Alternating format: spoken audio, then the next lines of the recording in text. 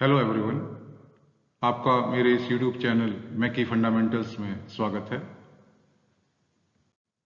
आज की इस वीडियो में मैं AKTU के फर्स्ट ईयर के यूनिवर्सिटी एग्जामिनेशन के लिए रिवीजन करूंगा और वो सब्जेक्ट है जिसके रिवीजन की हम बात करेंगे वो है फंडामेंटल ऑफ मैकेनिकल इंजीनियरिंग, जिसका कोड है BME 101। तो इस वीडियो में हम यूनिट 1 को रिवाइज करेंगे और एक ये क्विक रिवीजन होगा ताकि इसका फायदा आपको आपके यूनिवर्सिटी एग्जामिनेशन में मिल सके। तो अगर हम इस सब्जेक्ट की बात करते हैं फंडामेंटल्स ऑफ मैकेनिकल इंजीनियरिंग की, तो इस वीडियो में हम यूनिट 1 की हम बात करेंगे। और अगर आप यूनिट 1 को अगर देखें तो उसका जो मेन टॉपिक है वो है introduction to mechanics. 8 contact hours इसको दिए गए हैं यूनिवर्सिटी करिकुलम के अकॉर्डिंग, और ये इस यूनिट के मेन कंटेंट्स हैं: force moment couple, principle of transmissibility, Varignon's theorem, resultant of force system, concurrent and non-concurrent, covariant forces, types of supports, loads, free body diagram, equilibrium equations, support reactions, normal and shear stress, strain, Hooke's law, Poisson's ratio, elastic constant and their relationship, and at last stress strain diagram for ductile and brittle materials and factor of safety। तो ये हमारा unit 1 का contents हैं जो university ने अपने syllabus में दिए हुए हैं, और 8 कॉन्टैक्ट आवर्स हैं। और लेकिन हम इसको एक क्विक रिवीजन के तौर पर यहाँ पर करेंगे, तो हम कम समय इस पर लेंगे और ये आपको आपके यूनिवर्सिटी एग्जामिनेशन में भी आपको इसका बेनिफिट मिलेगा। तो हम यूनिट 1 को स्टार्ट करते हैं, इंट्रोडक्शन टू मैकेनिक्स। और यहाँ पर ये जो रिवीजन है ये क्वेश्चन आंसर फॉर्म में आपको दिया गया है ताकि आप उन प्रश्नों को भी जान पाएं जिसके उत्तर आपको वहां पर लिखने हैं। तो इसी ऑब्जेक्टिव के साथ ये रिवीजन है। तो पहले प्रश्न पर हम आते हैं। फर्स्ट क्वेश्चन जो हमारा है, define force with its effect and characteristics. Force क्या है, उसकी डेफिनेशन क्या है, उसके इफेक्ट क्या होते हैं और उसकी कैरेक्टरिस्टिक्स क्या होती है। तो यहां पर जब हम फोर्स की डेफिनेशन दे रहे हैं तो सबसे पहले इस डेफिनेशन को हम देखें। इट इज अ पुश और a pull acting on an object which changes or tends to change the state of the object। तो इस डेफिनेशन के अकॉर्डिंग फोर्स एक पुश या पुल है जो किसी भी ऑब्जेक्ट की स्टेट को चेंज कर सकता है, और टेंस टू चेंज का मतलब या वो चेंज होने की कोशिश हो सकती है। लेट अस सपोज अगर हम किसी फ्लोर में अगर हम किसी एक पर्टिकुलर बॉक्स को रख दें, ओके, और आप इसको पुश कर रहे हो कोई फोर्स लगा के, you are pushing that one. एक कंडीशन तो ये है कि इस पुश को लगाने पर एक्चुअली आपका जो बॉक्स है मूव करने लगेगा। मूव करने लगेगा इसका मतलब उसकी स्टेट चेंज हुई है। और जो दूसरा पॉसिबिलिटी है वो ये भी हो सकता है कि आप उस ऑब्जेक्ट में फोर्स तो लगा रहे हैं, उसको पुश तो कर रहे हैं, लेकिन आपका जो बॉक्स है या ये ब्लॉक है मूव नहीं कर रहा है। बट क्योंकि टेंडेंसी आपकी है कि उसको मूव कराना है और वो नहीं कर रहा है, तो ये भी फोर्स की ही श्रेणी में आएगा। क्योंकि अगर ये बॉक्स मूव नहीं कर रहा है तो डेफिनेटली एक फ्रिक्शन इस पे एक्ट कर रहा है जो इसको मूव नहीं होने दे रहा। तो यहां पर अगर हम फोर्स की डेफिनेशन की बात करेंगे तो यहां पर हम बात करते हैं कि वो पुश भी है या पुल है जो किसी भी ऑब्जेक्ट की स्टेट को चेंज कर सकता है और उसकी या तो टेंडेंसी हो सकती है। तो दोनों फोर्स को ही डिफाइन करते हैं।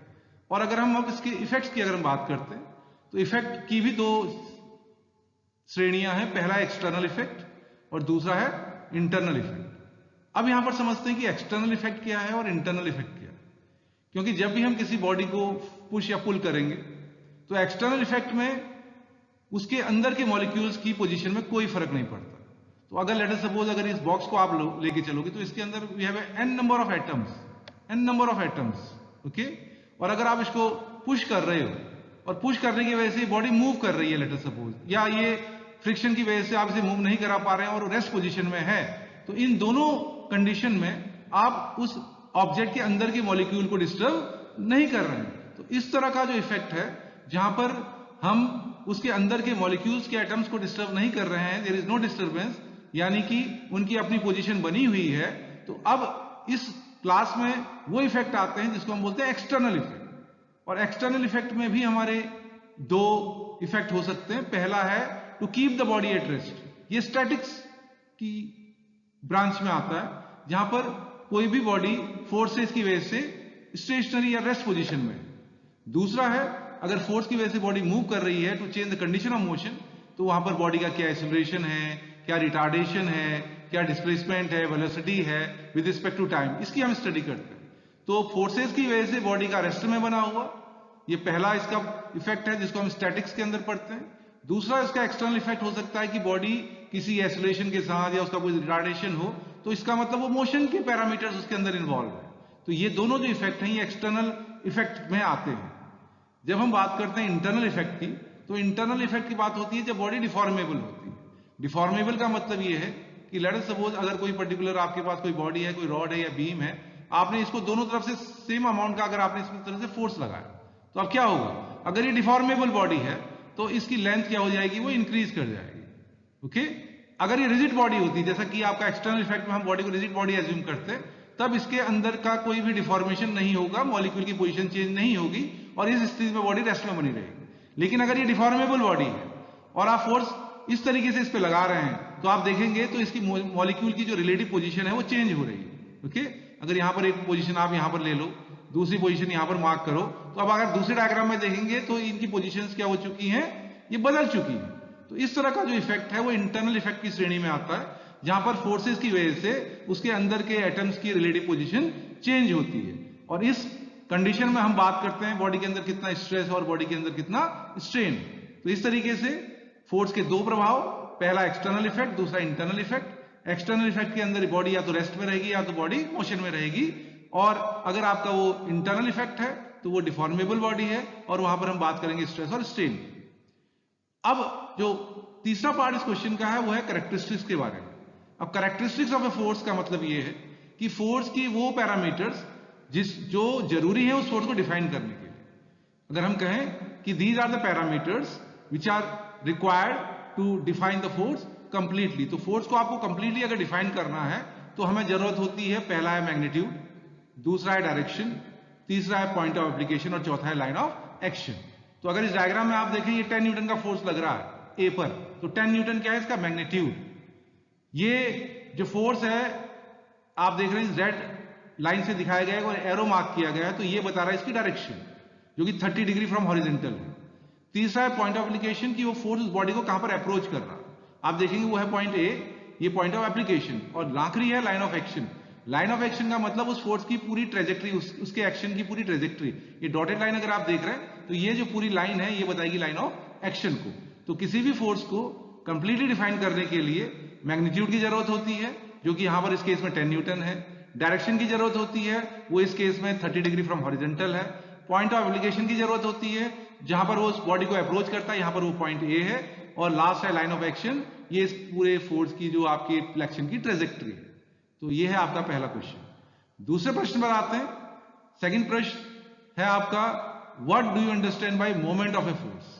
अब यहां पर फोर्स के मोमेंट की बात हो रही है, तो अगर हम इसकी डेफिनेशन देखें तो moment, it is defined as the product of the force and the moment arm, and the moment arm d is the perpendicular distance between the line of action of the force and the actual point about which the force causes rotation।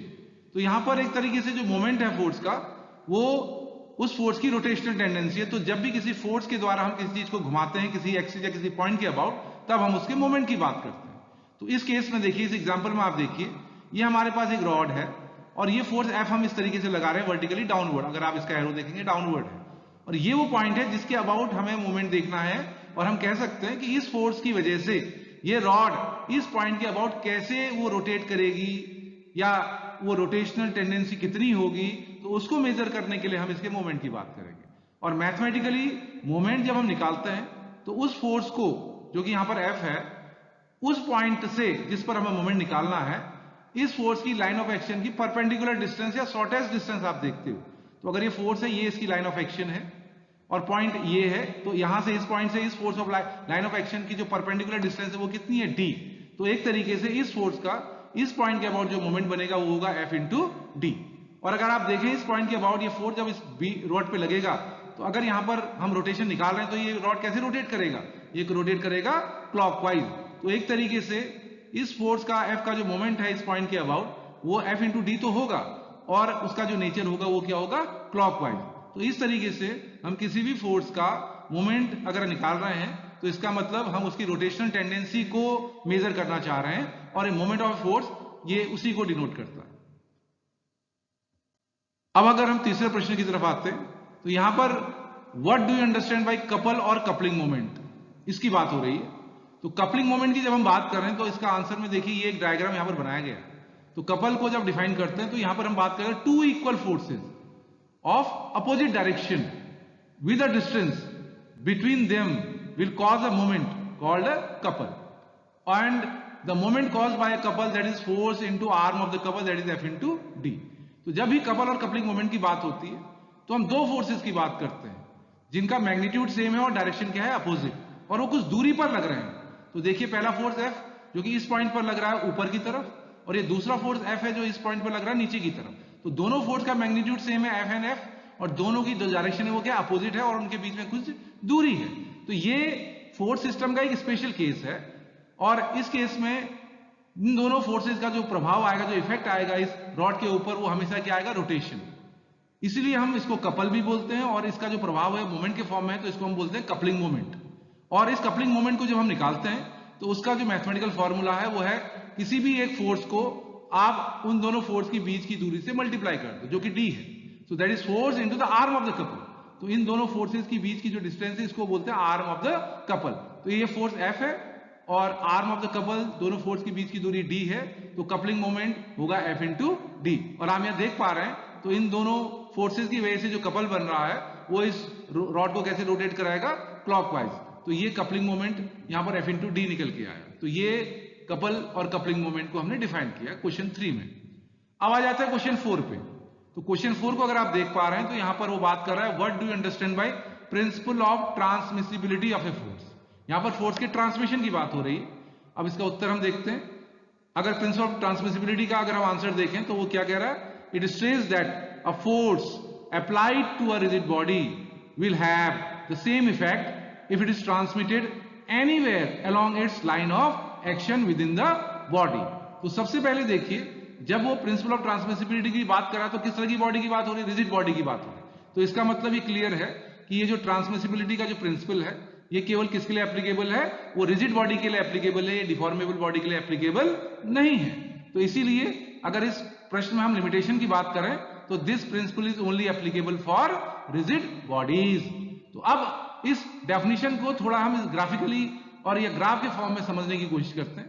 तो ये हमने एक rigid body यहां पर ली हुई है और इस रिजिड बॉडी में एक पॉइंट मार्क किया गया है O, और इस O पर एक फोर्स लग रहा है F। ठीक है, इस फोर्स F का इस पॉइंट पर लगना इस बॉडी के ऊपर कोई प्रभाव लेके आएगा, वो डेफिनेटली एक्सटर्नल इफेक्ट होगा क्योंकि वो रिजिड बॉडी है। हम ये एज्यूम कर सकते हैं इस फोर्स की वजह से ये बॉडी इस डायरेक्शन में मूव करेगी with some acceleration, we can assume like this. तो अब प्रिंसिपल ऑफ ट्रांसमिसिबिलिटी कहता है कि कोई भी फोर्स जो किसी रिजिड बॉडी में किसी पॉइंट पर लग रहा है, आप उस फोर्स को उसी लाइन ऑफ एक्शन पर किसी दूसरे पॉइंट पर ट्रांसमिट कर सकते हो बॉडी के अंदर। अगर आप ऐसा करते हैं तो उस फोर्स का प्रभाव वही रहता है जो कि शुरू वाले फोर्स का था। तो अब यहां पर अगर आप देखें, अगर इन दोनों डायग्राम को, पहले और तीसरे डायग्राम को आप देखें, पहले डायग्राम में जो फोर्स F था वो ऊपर लग रहा था, तीसरे वाले डायग्राम में वो फोर्स O1 पॉइंट पर लग रहा है लेकिन वो अभी भी F है, और आप देखेंगे लाइन ऑफ एक्शन भी सेम है। तो इसका मतलब फिगर 1 में जो इस फोर्स का इफेक्ट आएगा इस बॉडी के ऊपर जबकि ये पॉइंट ऊपर लग रहा है, और तीसरे डायग्राम में अगर आप देखें उस फोर्स को आपने उसी लाइन ऑफ एक्शन पर एक दूसरे पॉइंट पर शिफ्ट कर दिया बॉडी के अंदर, तो इस केस में जो इफेक्ट आएगा और पहले केस में जो इफेक्ट आएगा दोनों क्या रहेगा, सेम रहेगा। यही प्रिंसिपल ऑफ ट्रांसमिसिबिलिटी बोलता है। ठीक है, तो यहां पर ये जो 3 डायग्राम बने हुए हैं ये इस प्रिंसिपल को प्रूव करते हैं। अब ये प्रूव कैसे होता है इसको हम थोड़ा सा यहां पर देखने की कोशिश करेंगे। तो नेक्स्ट जो हमारा है, अगर ये क्वेश्चन 2 नंबर में आपसे पूछता है तो केवल आप इसकी डेफिनेशन और डायग्राम दिखा सकते हैं, लेकिन कभी कभी क्योंकि आपको मालूम है कि आपका जो यूनिवर्सिटी का पेपर है वो टोटल पेपर जो है कितने मार्क्स का होता है, वो होता है 70 मार्क्स का, और 70 मार्क्स में आपके पास 5 यूनिट हैं, तो आप ऑन एवरेज आप लगाइए कि आपका हर यूनिट से कितने नंबर का आएगा, 14 नंबर का क्वेश्चन आपसे पूछ सकता है। और इस 14 मार्क्स में कुछ क्वेश्चन आपके 2 मार्क्स के रहते हैं, कुछ क्वेश्चन आपके 7 मार्क्स के रहते हैं, वो डिपेंड करता है कि वो क्वेश्चन किस सेक्शन में पूछा गया।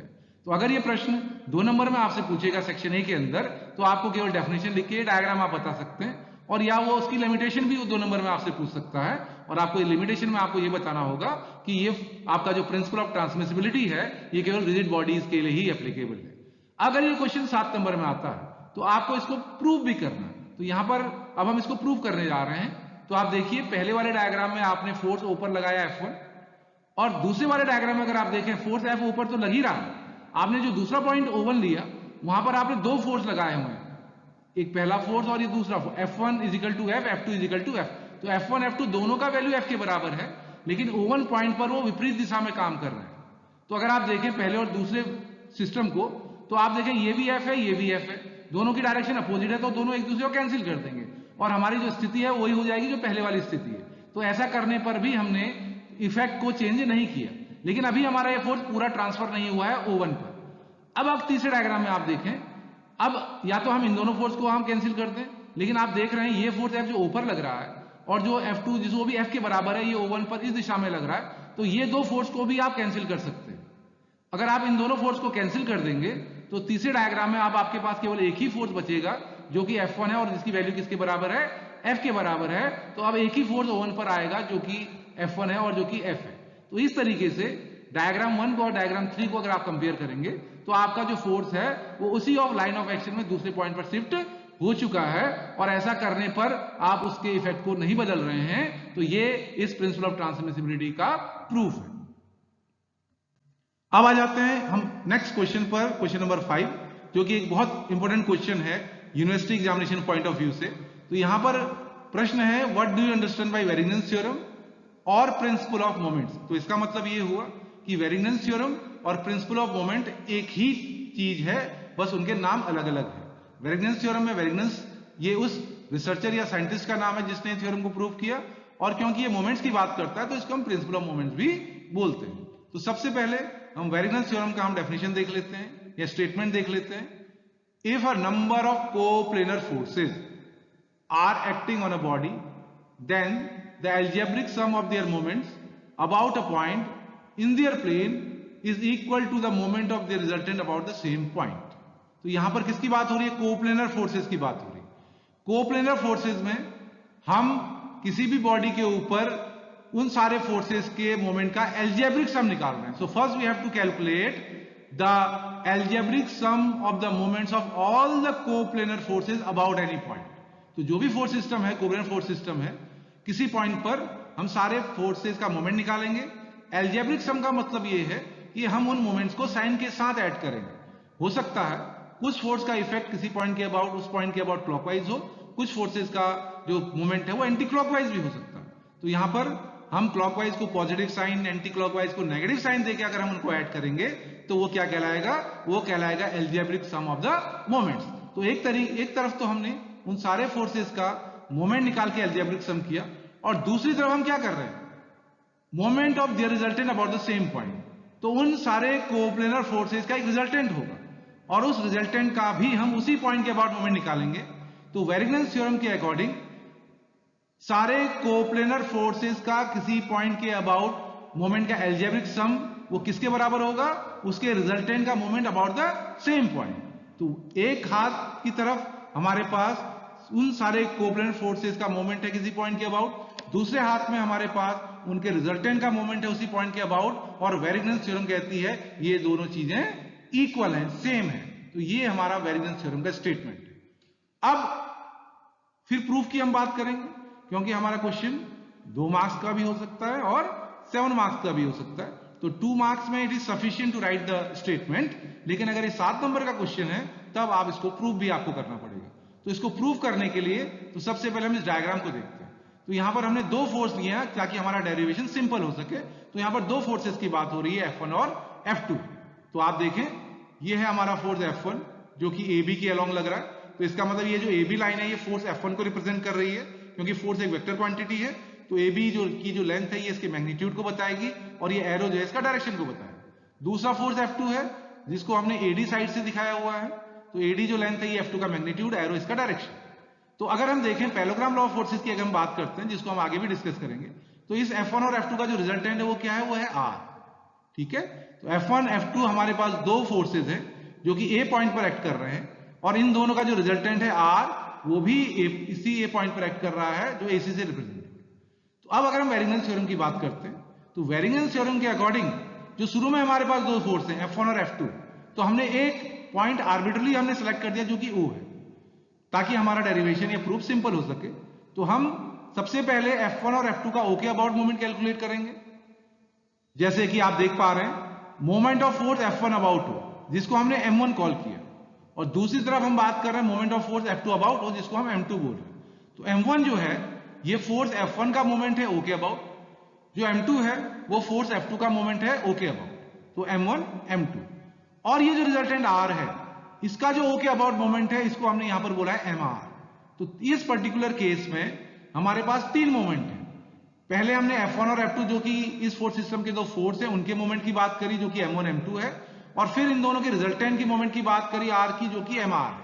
तो इसका मतलब अगर वेरिएंस थ्योरम सही है तो M1 और M2 का जो एल्जेब्रिक सम होगा M1 प्लस M2 ये किसके बराबर होना चाहिए? MR के बराबर होना चाहिए। तो इसका मतलब अब हमें यहां पर प्रूव करना है कि MR is equal to M1 plus M2। और यहां पर ये जो डेरिवेशन हमने किया, जो प्रूव किया है, इसमें हमने मोमेंट का ज्योमेट्रिकल प्रेजेंटेशन हमने लिया है। ज्योमेट्रिकली हम कैसे मोमेंट को हम डिफाइन करते हैं, तो थोड़ा सा मैं आइडिया यहां पर आपको देता हूं। लेट अस सपोज अगर कोई ये फोर्स F आपका लग रहा है, इसको मैंने बोल दिया this is the force F, okay. तो यहां पर हम इसको बोल रहे हैं फोर्स F, और ये मेरा पॉइंट है जिसके अबाउट मुझे इस फोर्स का मोमेंट निकालना है। तो लेट अस सपोज मैंने बोल दिया ये जो फोर्स F है इसको दिखाने के लिए मैंने एक साइड यूज करी AB, और ये जो पॉइंट है जिसके अबाउट मुझे मोमेंट लेना है इसको मैं बोलता हूं C, और इस C से इस AB लाइन ऑफ एक्शन का जो परपेंडिकुलर डिस्टेंस है इसको मैंने बोल दिया D, ठीक है। तो फोर्स F जो कि AB साइड से रिप्रेजेंट हो रहा है, C के अबाउट इसका मोमेंट निकालना है, और C से इस लाइन की परपेंडिकुलर डिस्टेंस है D। तो बताइए इस फोर्स का C के अबाउट मोमेंट कितना बनेगा? What is M of that force F about C? तो ये बराबर होगा किसके? Force into the perpendicular distance. Force कितना है? वो है F, और उस पॉइंट से उस लाइन ऑफ एक्शन की जो परपेंडिकुलर डिस्टेंस है वो कितनी है? वो है D, ठीक है। So M is equal to F into D। अब देखिए हम इस मोमेंट को ग्राफिकली कैसे रिप्रेजेंट कर सकते हैं। तो ये जो पॉइंट C है इससे मैंने क्या किया, इस AB फोर्स को जो रिप्रेजेंट कर रहा है उस पर एक हमने ट्राइंगल हमने इस तरीके से बना दिया। तो आप देखिए ये जो ABC ट्राइंगल जो बना, अगर मैं इसके एरिया की बात, what is the area of this triangle? इस ट्राइंगल की एरिया की जब बात करें, एरिया क्या होता है? Half into base into height. So that is half into what is the base? Base is F, base is F, और ये F किसके द्वारा रिप्रेजेंट हो रहा है? AB के द्वारा। तो यहां पर हम लिख सकते हैं half into F, and F is actually your AB, और हमारे परपेंडिकुलर अगर हम एरिया की बात कर रहे हैं तो इस ट्राइंगल की जो हाइट है वो कितनी है? वो है half into F into D। अब इन दोनों को कंपेयर करिए। इस ट्राइंगल का जो एरिया है वो है half into F into D, और इसका फोर्स का जो मोमेंट है C के अबाउट वो है F इंटू D। तो इसका मतलब ये हुआ कि ये जो मोमेंट है ये इस एरिया का डबल है। अगर half into F into D को 2 से मल्टीप्लाई करेंगे तो आपको मिलेगा F इंटू D। तो इसका मतलब ये हुआ किसी भी फोर्स का किसी पॉइंट के अबाउट जो मोमेंट होगा, तो उस पॉइंट से अगर उस फोर्स पर आप कोई ट्राइंगल बना देते हैं और उसके एरिया को डबल अगर आप कर देंगे, 2 से मल्टीप्लाई कर देंगे, तो ज्योमेट्रिकली वो उस मोमेंट को ही डिफाइन कर रहा है। तो यही लॉजिक हम यहां पर लगा रहे हैं, ठीक है। अब वो लॉजिक कैसे लग रहा है बहुत ध्यान से देखिए। तो सबसे पहले हम बात कर रहे हैं फोर्स F1 का O के अबाउट मोमेंट। तो ये जो फोर्स F1 है ये किस साइड से दिखाई दे रहा है? AB से। पॉइंट है आपका O, तो हम क्या करेंगे, इस पॉइंट से इस AB को बेस लेते हुए हम एक ट्राइंगल बनाएंगे, और वो ट्राइंगल क्या बनेगा? You see this is the triangle, this is the triangle. तो M1 क्या हो जाएगा? M1 इस ज्योमेट्रिकल रिप्रेजेंटेशन को अगर आपने समझा है तो इसका मतलब ये जो M1 होगा ये F1 का जो O के अबाउट मोमेंट बनेगा, वो जो ये ट्राइंगल है OAB, ये वाला जो ट्राइंगल यहां पर मैंने मार्क किया है, इसके एरिया का क्या होगा? Double. So M1 is twice of the area of the triangle OAB। ये इक्वेशन 1। इसी ज्योमेट्रिकल प्रेजेंटेशन के आधार पर अब हम फोर्स F2 का O के अबाउट मोमेंट निकाल रहे हैं। अब देखिए ये हमारा फोर्स F2 और ये पॉइंट O, ओके। अब अगर आप देखेंगे तो इसको थोड़ा सा यहां पर हम रफ कर लेते हैं, so that you can't confuse, आप कंफ्यूज ना हो। तो अब देखिए हम कैसे निकाल रहे हैं। ये हमारा फोर्स है F2 जो किस साइड से दिखाई दे रहा है? वो AD साइड से रिप्रेजेंट हो। किस पॉइंट के अबाउट मोमेंट निकालना है? O के अबाउट। तो आप O से अब इस फोर्स को एक साइड लेते हुए आप इस पर एक ट्राइंगल बनाए इस तरीके से। तो अब इस F2 का O के अबाउट मोमेंट जो हम M2 बोल रहे हैं वो किस एरिया का डबल होगा? Area of this triangle, that is OAD. So you have to take the area of this triangle and make it double. So that will the moment of F2 about O. तो ये हो गया 2 into area of OAD. तो इस तरीके से moment के graphical presentation को आधार बनाते हुए आपने F1 और F2 का मोमेंट निकाल लिया ओके। अब आ जाता है उनके रिजल्टेंट का मोमेंट। अगर हम इसके रिजल्टेंट के मोमेंट की अगर हम बात कर रहे हैं तो आप देखिए, तो फिर हम इसको थोड़ा सा रफ कर लेते हैं ताकि आप आसानी से समझ पाए। तो अब हमारे पास है उसका रिजल्टेंट R, और ये जो R रिजल्टेंट है किस साइड से रिप्रेजेंट हो रहा है, वो AC से रिप्रेजेंट हो रहा है। पॉइंट अभी भी हमारा क्या है, O। तो अब बताइए इस AC को एक साइड लेते हुए O को हम एक पॉइंट या उसका वर्टेक्स लेंगे तो कौन सा ट्राइंगल बनेगा, वो इस तरीके से एक ट्राइंगल आपके पास बन जाएगा। That triangle is OAC। तो अब हम इस रिजल्टेंट का अगर O के अबाउट मोमेंट निकालेंगे तो ये क्या हो जाएगा, that is equal to 2 into area of OAC। तो इस तरीके से हमने M1, M2 और MR को यहां पर लिखा हुआ है, और यहां पर जो हमारा आधार है वो है मोमेंट का ग्राफिकल रिप्रेजेंटेशन। और ये तीनों मोमेंट हमारे पास एरिया ऑफ ट्राइंगल के टर्म्स में निकल के आ चुके हैं, और हम इस प्रूफ को ज्योमेट्रिकली देख रहे हैं, पॉइंट ऑफ व्यू से देख रहे हैं। तो अब आगे देखिए अब हमें क्या करना है। नाउ जो दूसरा नेक्स्ट स्टेप है वो है कि अब हमें M1 और M2 को ऐड करना है। तो M1 M2 को अगर हम ऐड करेंगे तो इसका मतलब M1 है 2 into area of OAB। Okay, तो थोड़ा सा इस डायग्राम को थोड़ा और क्लियर कर लेते हैं, सॉरी, ताकि हमारे पास जो आगे की जो फर्दर हमारा प्रोसेस है वो आसानी से समझ पाए। तो अब यहां पर बहुत ध्यान से देखिए, पहला टर्म है 2 इंटू एरिया OAB। इस एरिया को हम देखते हैं OAB, इसको थोड़ा सा अगर समझे तो ये हमारा OAB, इसको थोड़ा सा इस तरह समझ लेते हैं, प्लस 2 इंटू एरिया OAD। अगर आप देखें थोड़ा सा हम इसकी कलर को चेंज कर लेते हैं तो आप देखेंगे ये वाला है। तो हमारे पास M1 और M2 का जो मोमेंट है वो इन दोनों एरिया को, पहला एरिया जो रेड से हमने दिखाया हुआ है और दूसरा हमने जो ब्लू से दिखाया हुआ है, इन दोनों एरिया को ऐड करके हम इसका डबल कर देंगे तो हमें ये मिल जाएगा। अब यहां पर देखिए थोड़ा सा एक हमने सिमिलर आपका ट्राइंगल का एक अप्रोच लगाया हुआ है। अगर आप देखें पहला जो OAB हमारा ट्राइंगल है, इस एरिया को आप देखिए OAB, ओके, OAB, इसको थोड़ा सा फिर हम रफ कर रहे हैं ताकि आप इसको और तरीके से समझ पाए।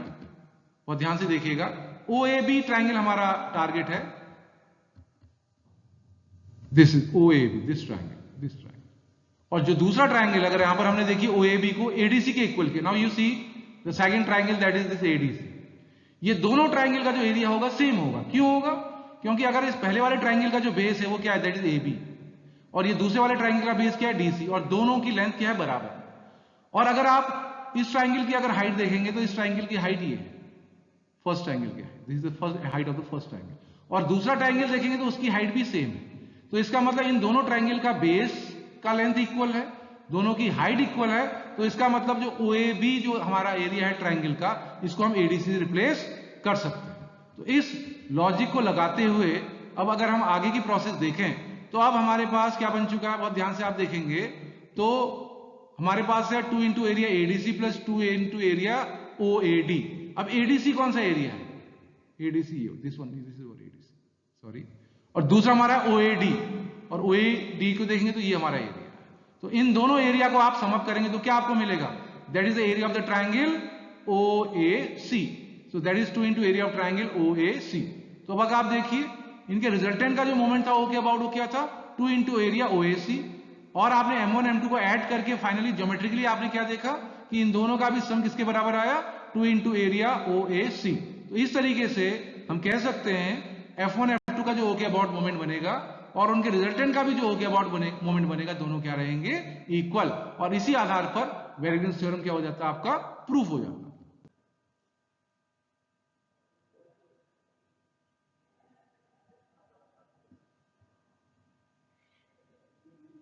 Now the next question is, see,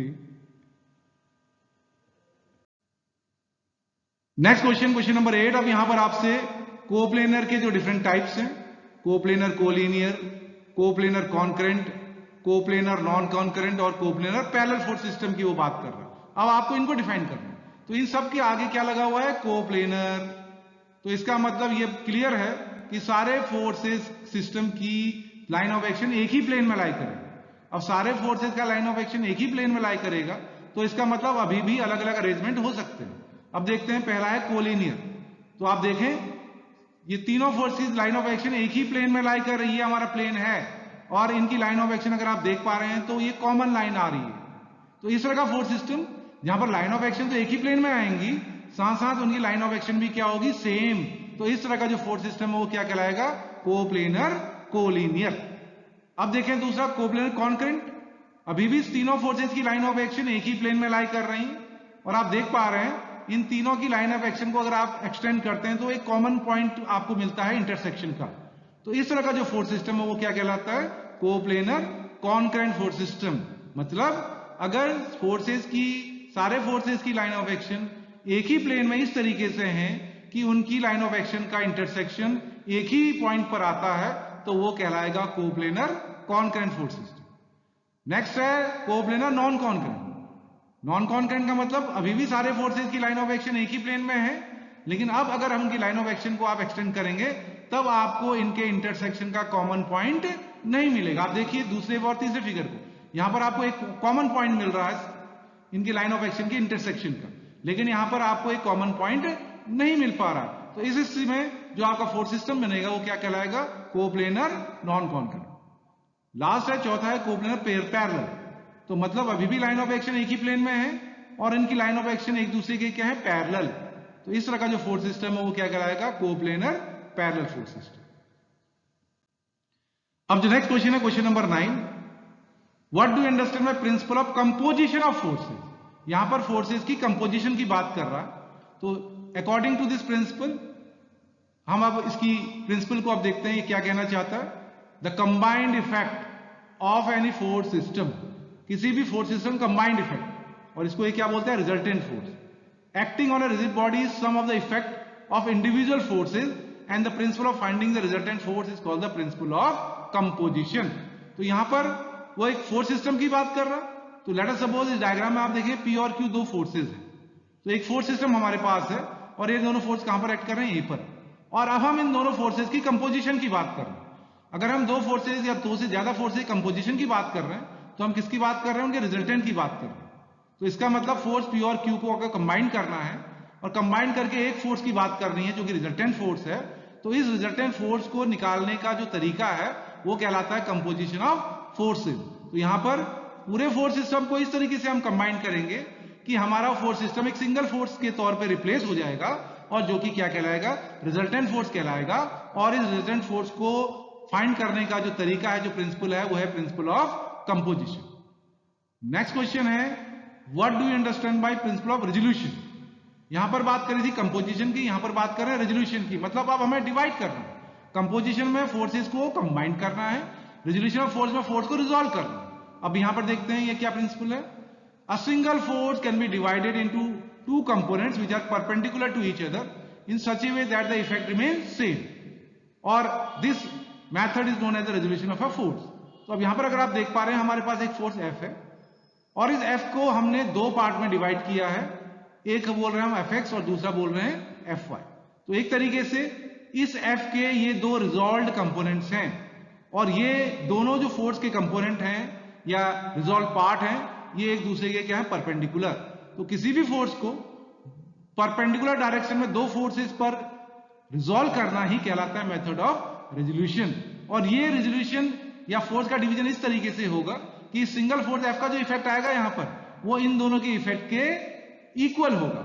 okay, तो एक तरीके से हम बोल सकते हैं कि इस F के ये दो कंपोनेंट है और या इन दोनों कंपोनेंट का ये F क्या है, रिजल्टेंट। तो Fx और Fy को कंबाइंड अगर आप करेंगे और F कैलकुलेट करेंगे तो एक तरीके से कंपोजिशन ऑफ फोर्सेज है।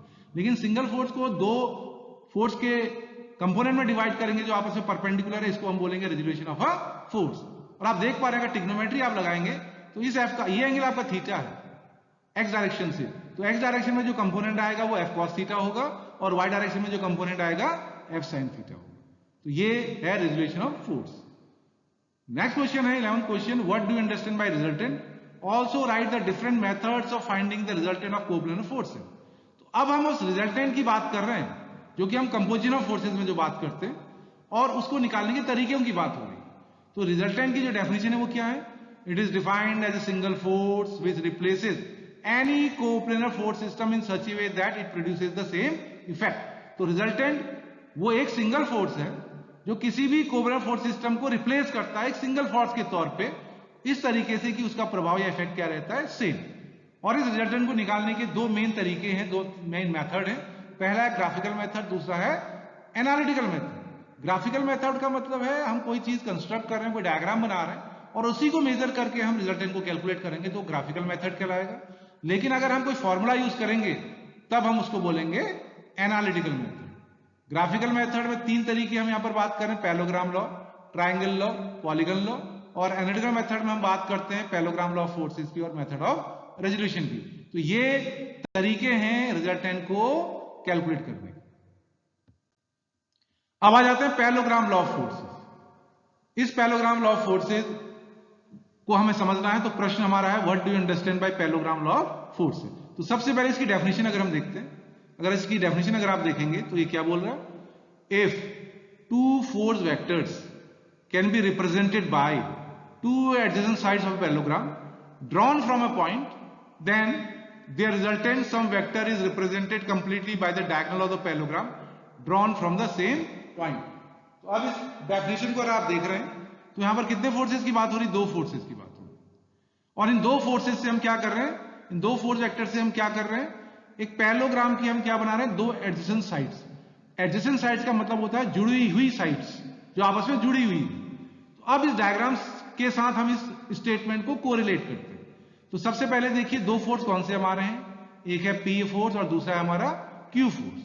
तो ये P और Q 2 फोर्स हैं और इन 2 P और Q फोर्स को हमने, अगर ये पूरा जो पैरेललोग्राम हमारा बनेगा इसकी 2 जुड़ी हुई साइड्स हैं। पहली साइड कौन सी है, वो है OA। तो OA जो लाइन है ये फोर्स P को रिप्रेजेंट कर रही है और दूसरी साइड क्या हमारी OB, ये किसको रिप्रेजेंट कर रही है, Q को। इस तरीके से कि ये पैरेललोग्राम की 2 जुड़ी हुई एडजेसेंट साइड्स बन रही है। Then their resultant some vector is represented by the diagonal of the parallelogram।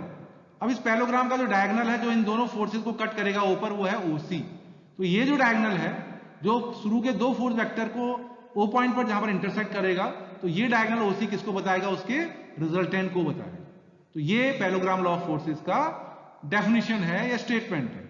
इसको अगर मैं रिपीट करता हूं दोबारा तो आप समझिए, 2 forces P and Q can be represented by 2 adjacent sides of a parallelogram, means side OA and side OB, then their resultant means R is represented by the diagonal of the parallelogram law from the same point and that is OC।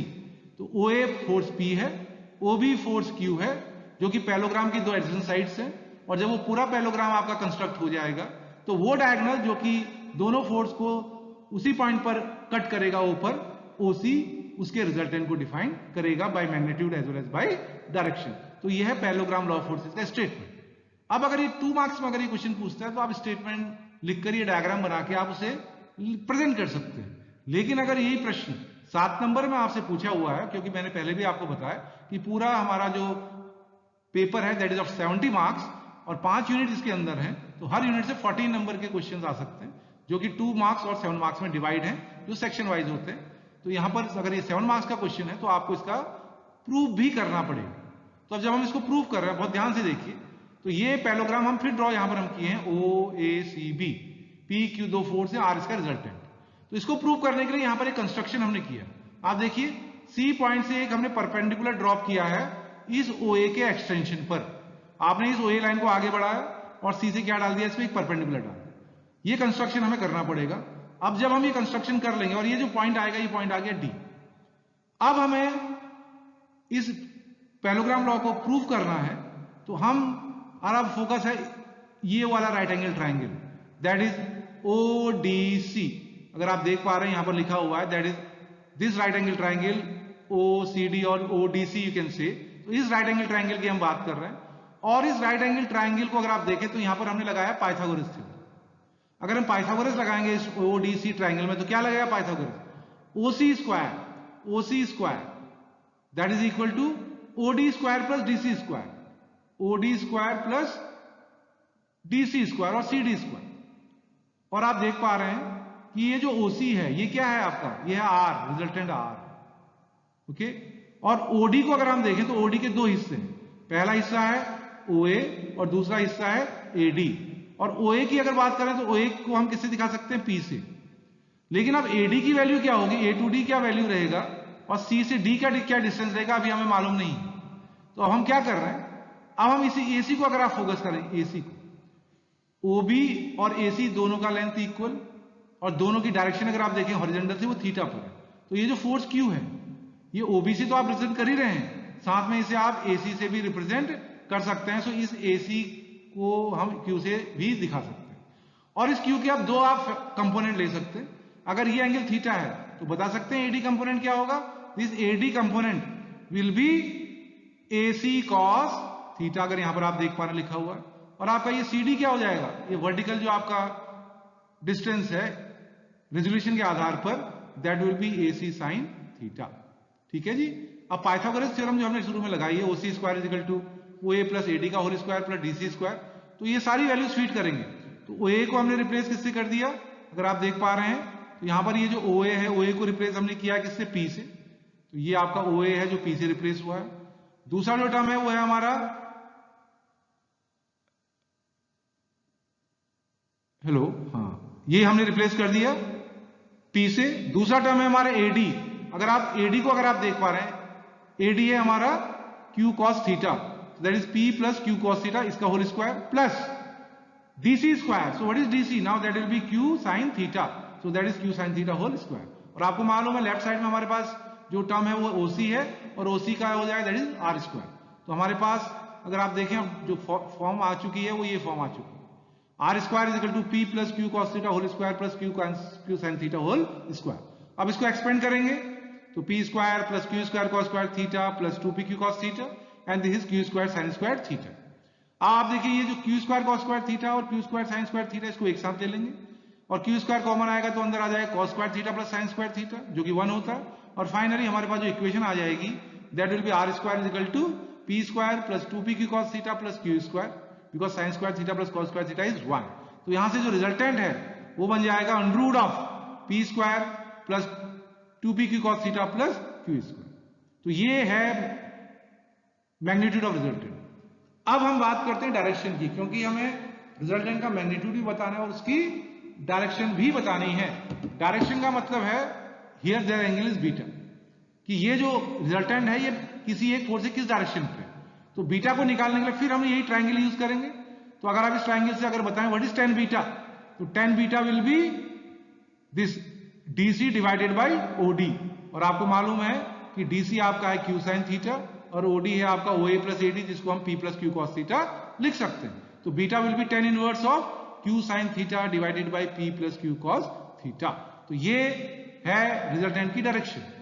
पहला वाला formula R is equal to under root of P square plus 2PQ cos theta plus Q square आपको magnitude बताएगा resultant का, और ये tan inverse of Q sin theta divided by P plus Q cos theta आपको उस resultant का direction बताएगा। तो यहां पर हम इन फॉर्मूले की मदद से हम इसको फाइंड आउट करेंगे। तो एक तरीके से ये एनालिटिकल तरीका है पैरेललोग्राम लॉ ऑफ फोर्सेस को यूज करके। उसके बाद है triangle law of forces and polygon law of force. तो ट्रायंगल लॉ को अगर आप देखें तो ट्रायंगल लॉ ऑफ फोर्सेस को अगर आप स्टेटमेंट देखें, if two forces acting at a point are represented in magnitude and direction by the two adjacent sides of a triangle taken in order, then the closing side of the triangle taken in the reverse order represents the resultant of the forces in magnitude and direction. तो यहां पर भी दो forces की बात हो रही है P और Q की, जिनके बीच का जो एंगल है वो है थीटा। अब यहां पर P और Q फोर्सेस से आप दो साइड्स तो बना रहे हैं, लेकिन अब ट्रायंगल की साइड इस तरीके से आपको बनानी है जो कि एक ही क्रम में हो। इसका मतलब सबसे पहले हमने OA लाइन खींचा जो कि फोर्स P को बता रहा है, और दूसरा फोर्स हमें इस तरीके से बनाना है कि वो एक ट्रायंगल की साइड्स को बनाएगा, उसी क्रम को हमें मेंटेन करना है। तो हमारा जो दूसरा फोर्स Q है वो कहां से स्टार्ट होगा, A से, और ये बन गया AB। तो यहां पर हमने P और Q दो फोर्सेस की हेल्प से किसी ट्रायंगल की दो साइड्स को बनाया जो एक ही ऑर्डर में है। अब ये दो साइड हमें मिल गया, now we have to complete और टू क्लोज दैट ट्रायंगल। तो उसके लिए हमें ये ड्रॉ करनी पड़ेगी लाइन, और ये जो क्लोजिंग साइड है ये विपरीत क्रम में, अपोजिट ऑर्डर में, क्योंकि क्रम इस तरीके से चल रहा था। अगर उसी क्रम को लगते तो B से O की तरफ आते, लेकिन हमें क्या करना है, विपरीत क्रम या अपोजिट लेके जाना है उसको, ऑर्डर को। तो O to B ये डायरेक्शन देखिए एरो का, ये रिजल्टेंट का मैग्नीट्यूड डायरेक्शन बताएगा। तो ये है हमारा ट्रायंगल लॉ ऑफ फोर्सेस। अब अगर हम पॉलीगन लॉ ऑफ फोर्सेस की बात करते हैं, तो if a number of forces acting simultaneously on a particle be represented in magnitude and direction by the sides of a polygon taken in order, their resultant may be represented in magnitude and direction by the closing side of the polygon taken in opposite order. तो जहां पर दो से ज्यादा forces की बात होती है, दो फोर्सेस में यही पॉलीगन लॉ ट्रायंगल लॉ कहलाएगा। लेकिन 2 से ज्यादा फोर्सेस की बात होगी तो वहां पर ट्राइंगल नहीं बनेगा. That we have the geometry having more than 3 sides. It may be rectangle, it may be pentagon, it may be hexagon, that depends. तो यहां पर देखिए कितने फोर्स लिए हैं, 1 2 3 4 5 फोर्स हमने लिए हैं. अब इन 5 फोर्सेस को हम किसी पॉलीगन की साइड्स बनाएंगे इन एन ऑर्डर. ठीक है जी. तो सबसे पहले लेट अस सपोज हमने इस F1 फोर्स को लिया, तो हमने एक लाइन ड्रॉ करी OA, जो कि फोर्स F1 को बताएगी by magnitude as well as by direction.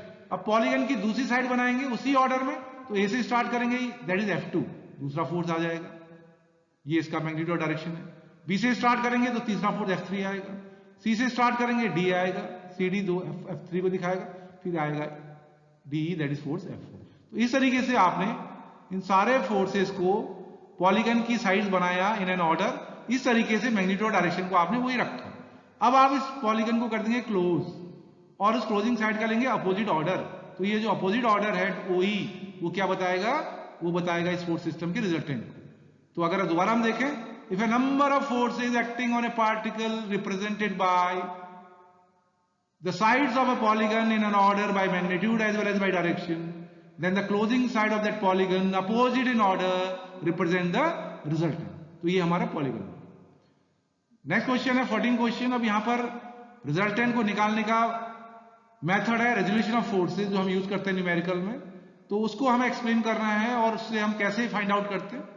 तो यहां पर मैं आपको स्टेप्स दिखाऊंगा मेथड ऑफ रेजोल्यूशन के लिए, और इसको न्यूमेरिकल भी हम सॉल्व कर सकते हैं. और इसके लिए मैंने एक अलग वीडियो है, उसका लिंक जो है मैं आपको इसके डिस्क्रिप्शन में आपको दे दूंगा. तो वहां से आप उस लिंक को फॉलो करते हुए आप मेथड ऑफ रेजोल्यूशन को देखते हुए न्यूमेरिकल को कैसे सॉल्व किया जाता है वो आसानी से कर सकते हैं. ठीक है. तो इसका डिस्क्रिप्शन में आपको मैं यूट्यूब का आपको लिंक में आपको प्रोवाइड करा दूंगा, तो वहां से आप इसके न्यूमेरिकल की तरफ जा सकते हैं. अब जब हम मेथड ऑफ रेजोल्यूशन की बात करते हैं तो पहला जो स्टेप है, हमें सारे फोर्सेस को हॉरिजॉन्टल एक्स एक्सिस और वाई एक्सिस में रिजॉल्व करना. अगर आप देखें कोई भी फोर्स सिस्टम है उसमें कई सारे फोर्स लग रहे हैं, उनकी डायरेक्शन कहीं पर भी हो सकती है. Let us suppose we mark number of forces like this. तो पहले स्टेप में हमें क्या करना है, एक हमने वर्टिकल लाइन ड्रॉ करी, एक हॉरिजॉन्टल लाइन ड्रॉ करी. तो ये हमारा हॉरिजॉन्टल लाइन, या हम कह सकते हैं ये हमारी एक्स एक्सिस है, ये हमारी वर्टिकल लाइन, ये हमारी वाई एक्सिस है. तो मेथड ऑफ रेजोल्यूशन को लेते हुए इन सारे फोर्सेस को हमें हॉरिजॉन्टल, वो इधर भी हो सकता है horizontal, it may be in the leftward because that is the x direction, this is the y direction. This is the positive x, this is the negative x, positive y, negative y. But you have to resolve all the forces according to their quadrant. You have to resolve in the x direction and y direction. फिर दूसरे step में हमें क्या करना है, you have to calculate the algebraic sum of all the forces in plus x and the plus y.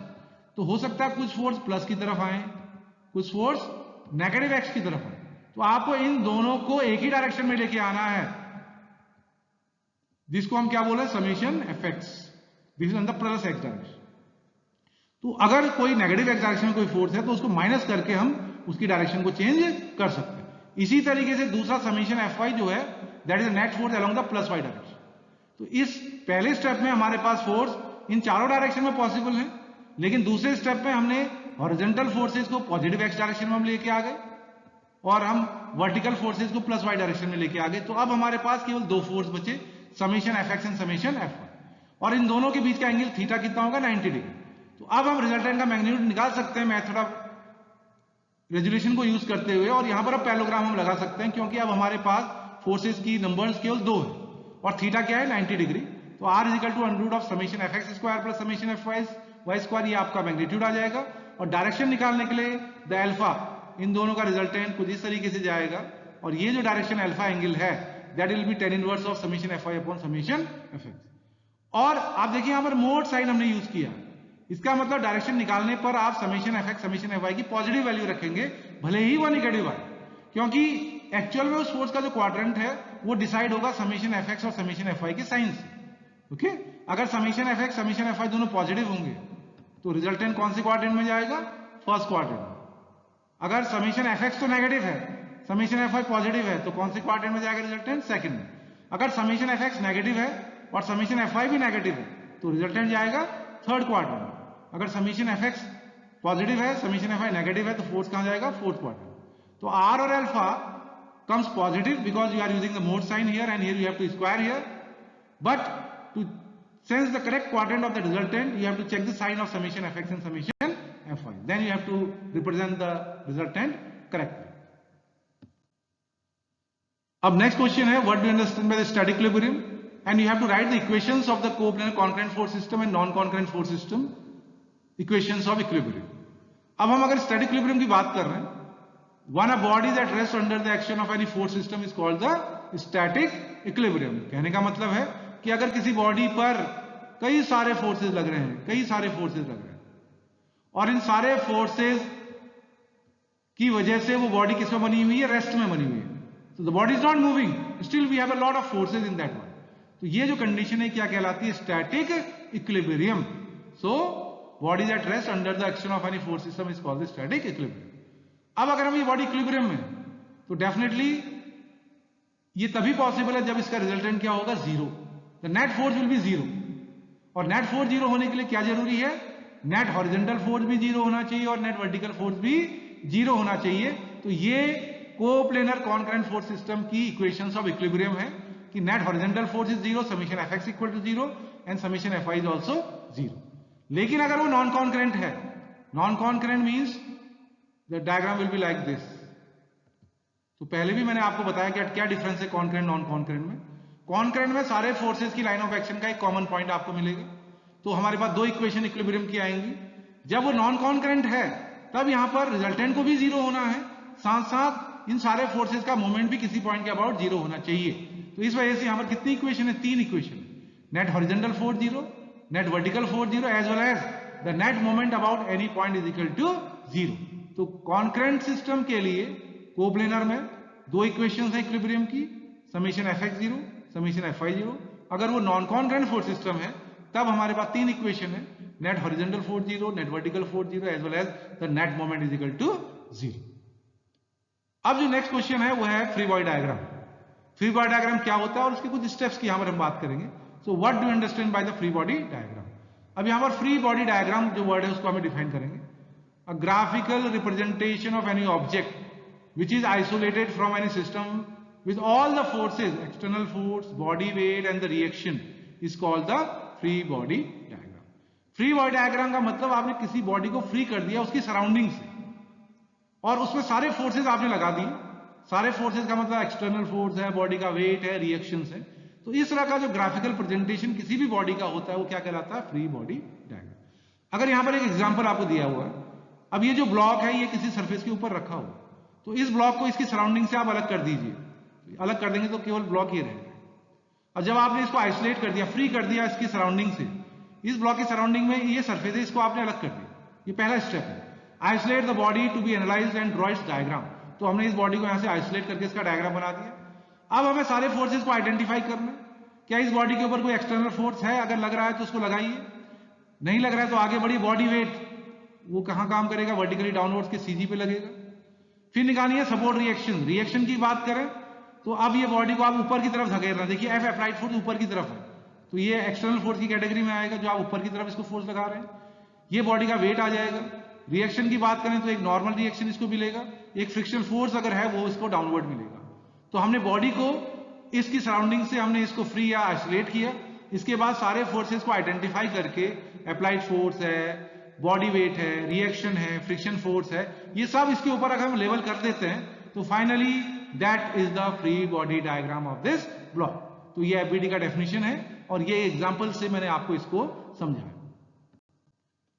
अब जब भी हम स्टैटिक इक्विलिब्रियम की बात करते हैं तो इसमें एक बहुत पॉपुलर थ्योरम है, दैट इज द लामिस थ्योरम. अब ये लामिस थ्योरम को हम यहाँ पे स्टेटमेंट भी देंगे और इसको प्रूव भी करेंगे. तो सबसे पहले देखते हैं ये थ्योरम क्या है. If three coplanar forces acting at a point be in static equilibrium, then each force is proportional to the sine of the angle between the other two forces. तो अब डायग्राम से समझते हैं कितने फोर्सेस की बात हो रही है? तीन फोर्सेस की बात हो रही है, पी क्यू आर. ये तीन फोर्स है, कोप्लेनर है, एक पॉइंट पर एक्ट कर रहे हैं. ठीक है. और ये इनके बीच के एंगल्स यहां पर दिए हैं. पी और आर के बीच का एंगल बीटा, पी और क्यू के बीच का एंगल गामा, क्यू और आर के बीच का एंगल अल्फा. तो अब लामिस थ्योरम कहती है अगर तीन फोर्सेस किसी बॉडी के किसी पॉइंट पर इस तरीके से लग रहे हैं कि बॉडी किसमें? इक्विलिब्रियम में, उस कंडीशन में हर फोर्स अपने बाकी दो फोर्सेस के बीच के एंगल के साइन के प्रोपोर्शनल होता है. कहने का मतलब P is proportional to sine alpha, Q is proportional to sine beta and R is proportional to sine gamma. अगर मैथमेटिकली हम बात करें तो P upon sine alpha is equal to Q upon sine beta is equal to R upon sine gamma. तो ये ratio क्या रहेगा? Constant रहेगा। So let us suppose I say this is equal to a constant, let us suppose this is K. So P is proportional to sin alpha. So P is equal to K sin alpha. It means K is a constant, so P is proportional to sin alpha. Q upon sin beta is K. So Q is K sin beta. It means Q is proportional to sin beta. R upon sin gamma is equal to K. It means R is equal to sin gamma into K. It means R is proportional to sin gamma. So this is the mathematical formulation of Lami's theorem. Now we have to prove this. अब prove करने के लिए हम यहाँ पर क्या करेंगे? Now we have to construct a polygon by using these three forces. तो पॉलीगन लॉ यहां पर हम लगाते हैं। तो सबसे पहले हम P फोर्स को रिप्रेजेंट करते हैं। तो P फोर्स को हमने ये रिप्रेजेंट करिए, ये हमारा P है। फिर Q को हमें दिखाना है उसी ऑर्डर में, तो यहां से स्टार्ट करेंगे तो ये आपका Q फोर्स आ जाएगा। फिर R को अगर हम दिखाएंगे तो R फोर्स इस तरीके से। अब आप देखेंगे P Q R तीन फोर्सेस को जो हमने दिखाया तो हमारा ट्रायंगल पहले ही क्लोज हो चुका है। इसका रीजन ये है क्योंकि बॉडी इक्विलिब्रियम में है, स्टैटिक कंडीशन में है, तो इसकी क्लोजिंग साइड हमें नहीं मिलेगी because the body is under equilibrium. अगर हमें क्लोजिंग साइड मिलता इसका मतलब कुछ रिजल्टेंट की वैल्यू आती, इसका मतलब बॉडी इक्विलिब्रियम में नहीं है। So if the body is under the equilibrium by these three forces and you draw the sides of the polygon by using these three forces, then you get a complete triangle. अगर आप देखें ये force P, ये force Q, P और Q के बीच का angle, P और Q के बीच का एंगल, ये एंगल कितना है? This is gamma. ये आपका फोर्स है Q, ये फोर्स है R, Q और R के बीच का एंगल देखिए क्या है? Q और R के बीच का एंगल है ये आपका अल्फा। इसी तरह से ये R की लाइन ऑफ एक्शन है और ये P है, और R और P के बीच का ये एंगल कितना है? This angle is beta. Okay, अब आपको मालूम है एक स्ट्रेट लाइन में 180 डिग्री एंगल बनता है, तो ये एक्सटीरियर गामा है तो इंटीरियर एंगल 180 माइनस गामा, ये एक्सटीरियर एंगल अल्फा है तो इंटरनल एंगल 180 माइनस अल्फा, और ये एक्सटीरियर बीटा है तो इंटीरियर होगा 180 माइनस बीटा। अब इस ट्राइंगल में we have to use the sine rule. Sine rule अगर आप लगाते हैं तो side divided by the sine of the angle between the other two sides. So P upon sine 180 minus alpha, that is equal to Q upon sine 180 minus beta is equal to R is upon sine 180 minus gamma. And you know sine 180 minus theta is sin theta, तो हमारे पास क्या निकल के आ गया? P upon sine alpha is equal to Q upon sine beta is equal to R upon sine gamma. So this is the derivation or proof of Lami's theorem. Now the next question is, what are the different support reactions? Explain with neat sketches. Support reaction means the body is at rest under the action of different forces, and definitely its surrounding will give support to that body, and the surrounding effect on that body is defined by the support reactions. So we have four types of the support reaction. The first one is the simple support. The second is the roller support. The third is the hinge or pin support, and the fourth is the fixed support. And always remember, the support reaction always induce or produce in that direction in which it can restrict the motion of that object.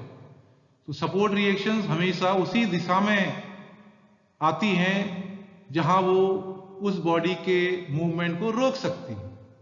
तो इसी को base बनाते हुए हम इन reaction को समझने की कोशिश करेंगे। तो पहला जो हमारा सिंपल सपोर्ट है, when any object simply rest on the supporting surface, then it is called a simple support, and the reactive force is normal to the surface known as normal reaction. मतलब अगर कोई body किसी surface में केवल रखी गई है तो वह सपोर्ट सिंपल सपोर्ट कहलाता है, और उसके द्वारा दी गई रिएक्शन हमेशा उसके नॉर्मल होती है, इसीलिए हम उसको नॉर्मल रिएक्शन कहते हैं। अगर आप देखेंगे, अगर कोई ब्लॉक अगर आपने किसी सरफेस के ऊपर रखा हुआ तो ये ब्लॉक का जो वेट है ये नीचे की तरफ लगेगा, और क्योंकि बॉडी रेस्ट में बनी हुई है तो इसका मतलब इसे एक दूसरा फोर्स मिल रहा है इसके सराउंडिंग फ्लोर से जो कि इसको रेस्ट में रखेगा। तो डेफिनेटली ये बॉडी तभी रेस्ट में रहेगी जब इस पे ये जो रिएक्शन है ये इस सरफेस के परपेंडिकुलर आएगी। तो ये जो फ्लोर है ये एक तरीके का सिंपल सपोर्ट है, क्योंकि आपने इस ब्लॉक को इस सरफेस के ऊपर केवल रखा हुआ है ताकि ये ब्लॉक आपका रेस्ट में रह सके, और ये जो रिएक्शन है इस वेट को बैलेंस करेगी। इसी वजह से इस रिएक्शन को हम बोलते हैं नॉर्मल रिएक्शन, क्योंकि ये सरफेस के 90 डिग्री एंगल। ओके, तो इस तरीके से यहां पर भी अगर एग्जांपल देखेंगे तो ये कोई ऑब्जेक्ट है, ये कोई बीम हो सकता है, कोई स्ट्रक्चर हो सकता है, आपने इसको केवल इस सरफेस के ऊपर रखा हुआ, तो ये जो रिएक्शन प्रोवाइड कराएगा ये एक नॉर्मल रिएक्शन होगी। इसीलिए यहां पर रिएक्शन का केवल एक ही कंपोनेंट है वाई डायरेक्शन में, जिसको हमने आर वाई बोला, and this R Y is a normal reaction given by that simple support, क्योंकि ये इस ऑब्जेक्ट के इसी डायरेक्शन के मोशन को रोक सकता है। इसी वजह से सिंपल सपोर्ट में हमेशा एक नॉर्मल रिएक्शन होता है। दूसरा है रोलर सपोर्ट। रोलर सपोर्ट में अगर आप देखेंगे, when any object rest on the supporting surface with rolling contact, then it is called as a roller support, and the reactive force is normal to the rolling surface and known as normal reaction.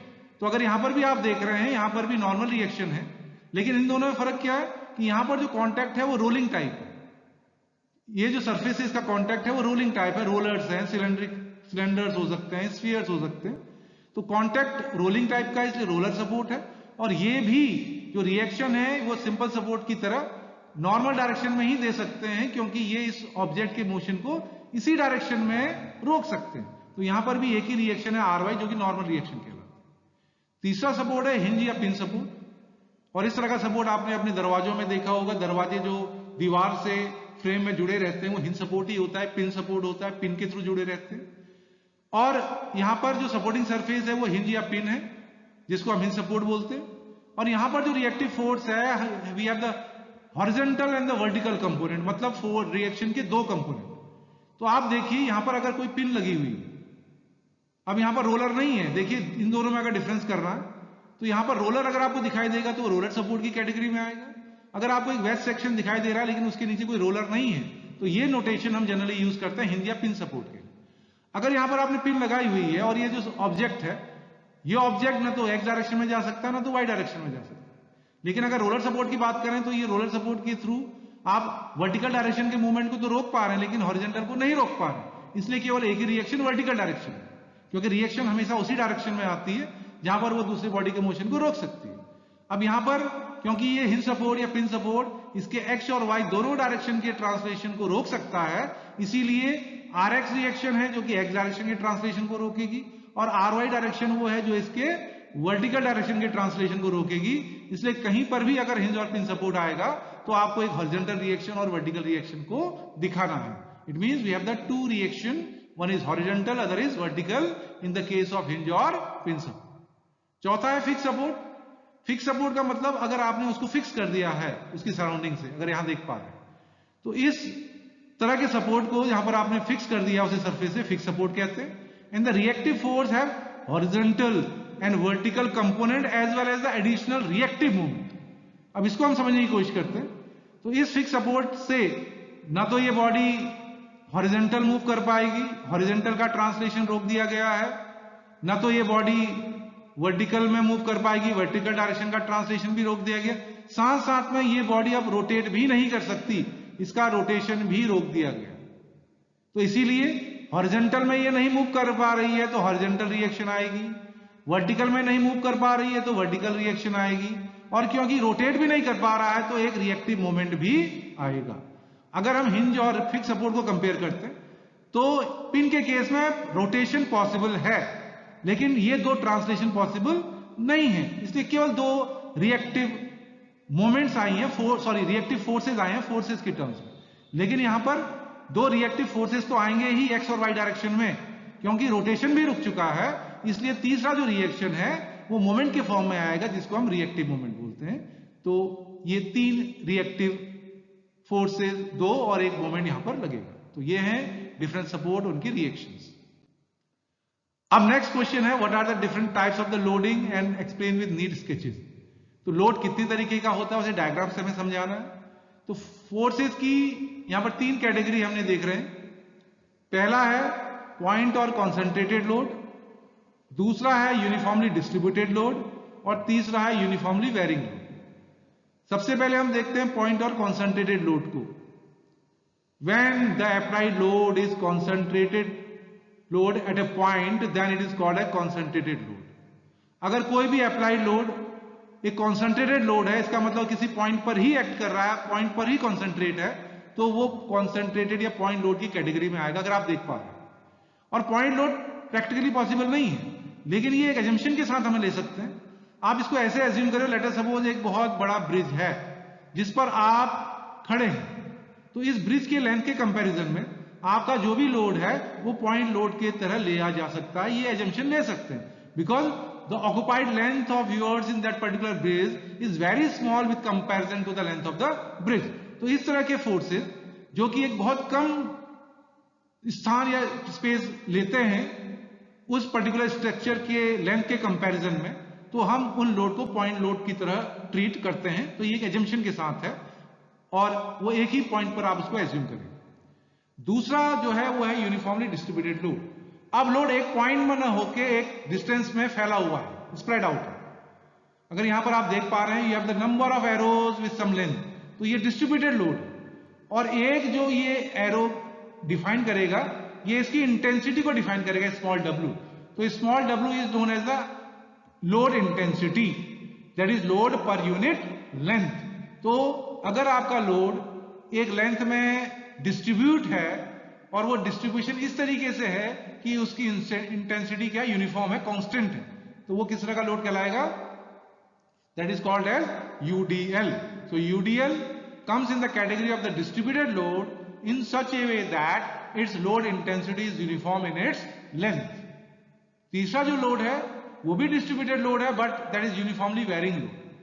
So when the applied load is distributed with uniform varying load intensity, it is called uniformly varying load। अब UDL और UVL को हम यहां पर compare करते हैं। यहां पर भी एरोज आपको दिखाई दे रहे हैं, but the height of the arrow is changing. तो एक एरो उस पर्टिकुलर पोजीशन पर उसकी इंटेंसिटी को डिफाइन करता है। UDL में वो इंटेंसिटी लेंथ के थ्रू आउट कॉन्स्टेंट बनी हुई है, लेकिन अगर आप ये लोड देखें जो कि ट्राइंगुलर लोड है, जो कि UVL है, यहां पर ये जो लोड का जो इंटेंसिटी है वो यूनिफॉर्मली चेंज होता जा रहा है। यहां पर वो मैक्सिमम W है और यहां पर वो 0 है। तो ये डिस्ट्रीब्यूटेड लोड की कैटेगरी में आएगा, लेकिन यहां पर इस डिस्ट्रीब्यूटेड लोड की जो इंटेंसिटी है वो कांस्टेंट नहीं है, यूनिफॉर्म नहीं है, लेकिन उसका जो वेरिएशन है वो क्या यूनिफॉर्म है। तो ये है UVL। इस दूसरे केस में भी आपकी इंटेंसिटी कांस्टेंट नहीं है, वो वेरी कर रही है। यहां पर मैग्नीट्यूड है WA इंटेंसिटी का, यहां पर है WB। तो ये WA से चलकर WB तक पहुंची, इंटेंसिटी का अभी भी वेरिएशन है, तो ये भी UVL की ही कैटेगरी है। तो इसमें intensity varies from W to 0, here it varies from WA to WB।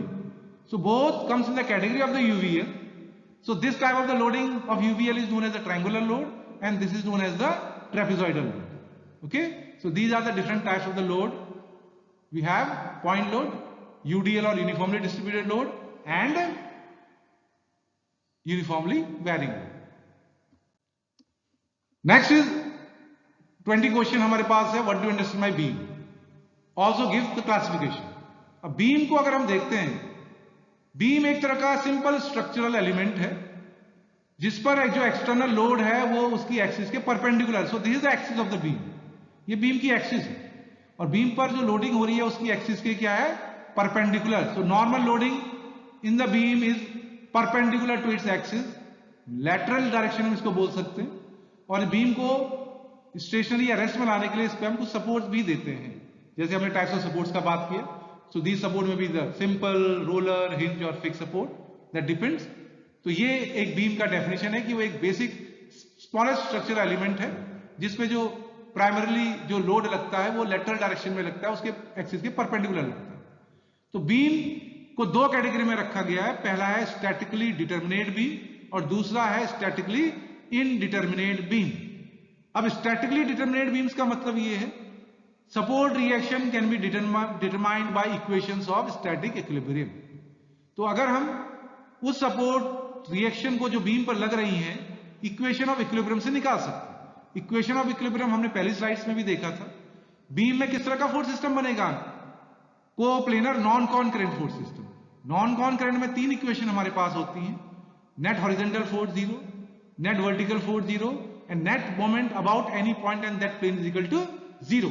अगर इन तीन इक्वेशंस की मदद से अगर आप बीम की सपोर्ट रिएक्शन को डिटरमाइन कर सकते हो तो ये बीम कहलाती हैं statically determinate beams.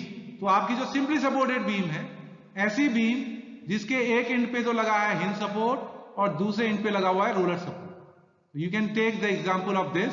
So this is the simply supported beam. Okay, तो इस पे कोई भी अगर लोडिंग हो रही है, अगर इस बीम पर कोई भी अगर लोड लगता है, तो आपको मालूम है रोलर सपोर्ट में आपको एक नॉर्मल रिएक्शन मिलता है और हिंज सपोर्ट में कितनी रिएक्शन मिलती है? 2, हॉरिजॉन्टल और वर्टिकल। तो अगर आप देखेंगे ये आपकी एक्सटर्नल लोडिंग है और रिएक्शन है नॉर्मल रिएक्शन रोलर सपोर्ट के द्वारा, हिंज के द्वारा 2 रिएक्शन, तो टोटल अननोन हमारे पास 3 है और इक्वेशन ऑफ इक्विलिब्रियम भी कितनी है? 3। तो इसका मतलब सिंपली सपोर्टेड बीम के केस में हम इन अननोन सपोर्ट रिएक्शन को, जो कि 3 है, 3 इक्वेशन ऑफ इक्विलिब्रियम से कैलकुलेट कर सकते हैं। इसीलिए simply supported beam statically determinate beams की कैटेगरी में आती है। दूसरा बीम है स्टैटिकली इनडिटरमिनेट बीम, मतलब support reaction can not be determined by equations of static equilibrium. तो हम उन बीम को स्टैटिकली इनडिटरमिनेट बीम्स कहते हैं। Continuous beam is the example, और कॉन्टिन्यूअस बीम का मतलब है ऐसी बीम जिसमें 2 से ज्यादा सपोर्ट लगते हैं। लेट अस सपोज एक रोलर सपोर्ट आपने यहां पर लगा दिया, एक रोलर सपोर्ट सपोज आपने यहां पर लगा दिया, और लेट अस सपोज एक से दूसरे एंड में आपने लगा दिया एक हिंज सपोर्ट। अगर इस बीम के ऊपर लोड लग रहा है तो रिएक्शन अगर आप देखें, एक नॉर्मल रिएक्शन रोलर सपोर्ट से आएगा, एक दूसरा नॉर्मल रिएक्शन इस रोलर सपोर्ट से आएगा, और हिंज से कितना रिएक्शन आपको मिलेगा? 2, हॉरिजॉन्टल एंड वर्टिकल। तो कितनी अननोन रिएक्शन आपके पास है? 4, 1 2 3 4, और इक्वेशन ऑफ इक्विलिब्रियम कितनी है? 3। So you are not able to determine these 4 unknown reactions by using the equations of equilibrium which are 3। तो 3 equation of equilibrium in 4 unknown निकालने के लिए सफिशिएंट नहीं है। तो इसका मतलब हम रिएक्शंस को स्टैटिक इक्विलिब्रियम की इक्वेशन से नहीं निकाल सकते हैं। तो ये कहलाती है स्टैटिकली इनडिटरमिनेट बीम, और ये कॉन्टिन्यूअस बीम एक स्टैटिकली इनडिटरमिनेट बीम्स का example. Question number 21, what do you understand by the stress? Also define different types of the stress. अब यहां पर बात हो रही है स्ट्रेस की। स्ट्रेस की जब भी हम बात करते हैं, इसका मतलब हम डिफॉर्मेबल बॉडीज का बात कर रहे हैं, मतलब फोर्स लगा के हम उसके इंटरनल इफेक्ट की बात हो रही है, स्ट्रेस की बात होती है, स्ट्रेन की बात होती है। अब स्ट्रेस की डेफिनेशन अगर हम बात करते हैं, it is defined as the resistance developed by the body against applied load, and it is defined by load per unit area. तो अगर किसी भी डिफॉर्मेबल बॉडी पर हम कोई फोर्स लगाते हैं, तो वो बॉडी डिफॉर्मेशन के थ्रू उसको रेजिस्ट करने की कोशिश करती है, और वो जो रेजिस्टिंग फोर्स जो उसके अंदर से इंड्यूस होता है या जनरेट होता है, वो कहलाता है स्ट्रेस। और इस स्ट्रेस को हम क्वांटिफाई करते हैं लोड पर यूनिट एरिया। तो लोड को अगर उस एरिया से हम डिवाइड कर देंगे तो हम उस स्ट्रेस को निकाल सकते हैं।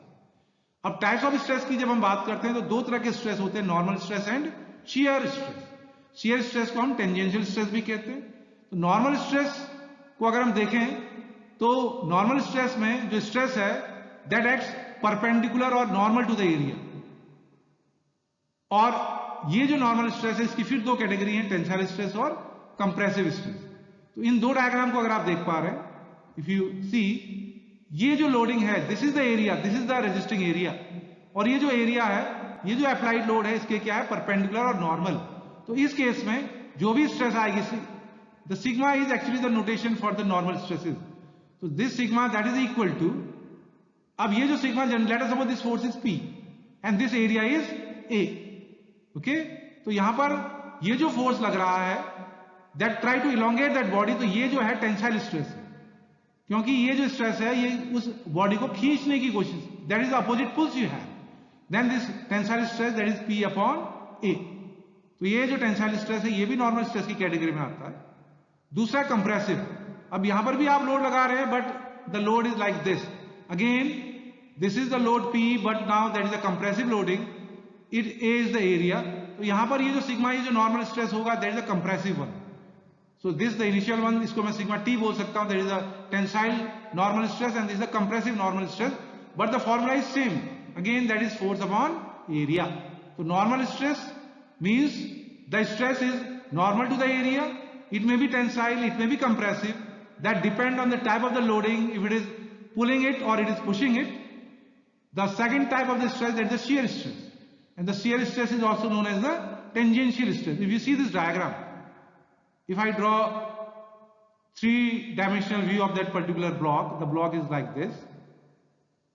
So you are applying the force like this. This is the one force, this is the other force. You see, if this force is P, and now this P and this is the area concerned, and this area is, this force is tangential to that area. In this case, you have the shear stress, and shear stress, there is an angular deformation. The body will be angularly deformed. Okay, so when the stress induced in the body subjected to two equal and opposite forces that acts tangential to that area, so in that case we have the shear stress. Okay, now the strain, and also we have to define the different types of the strain.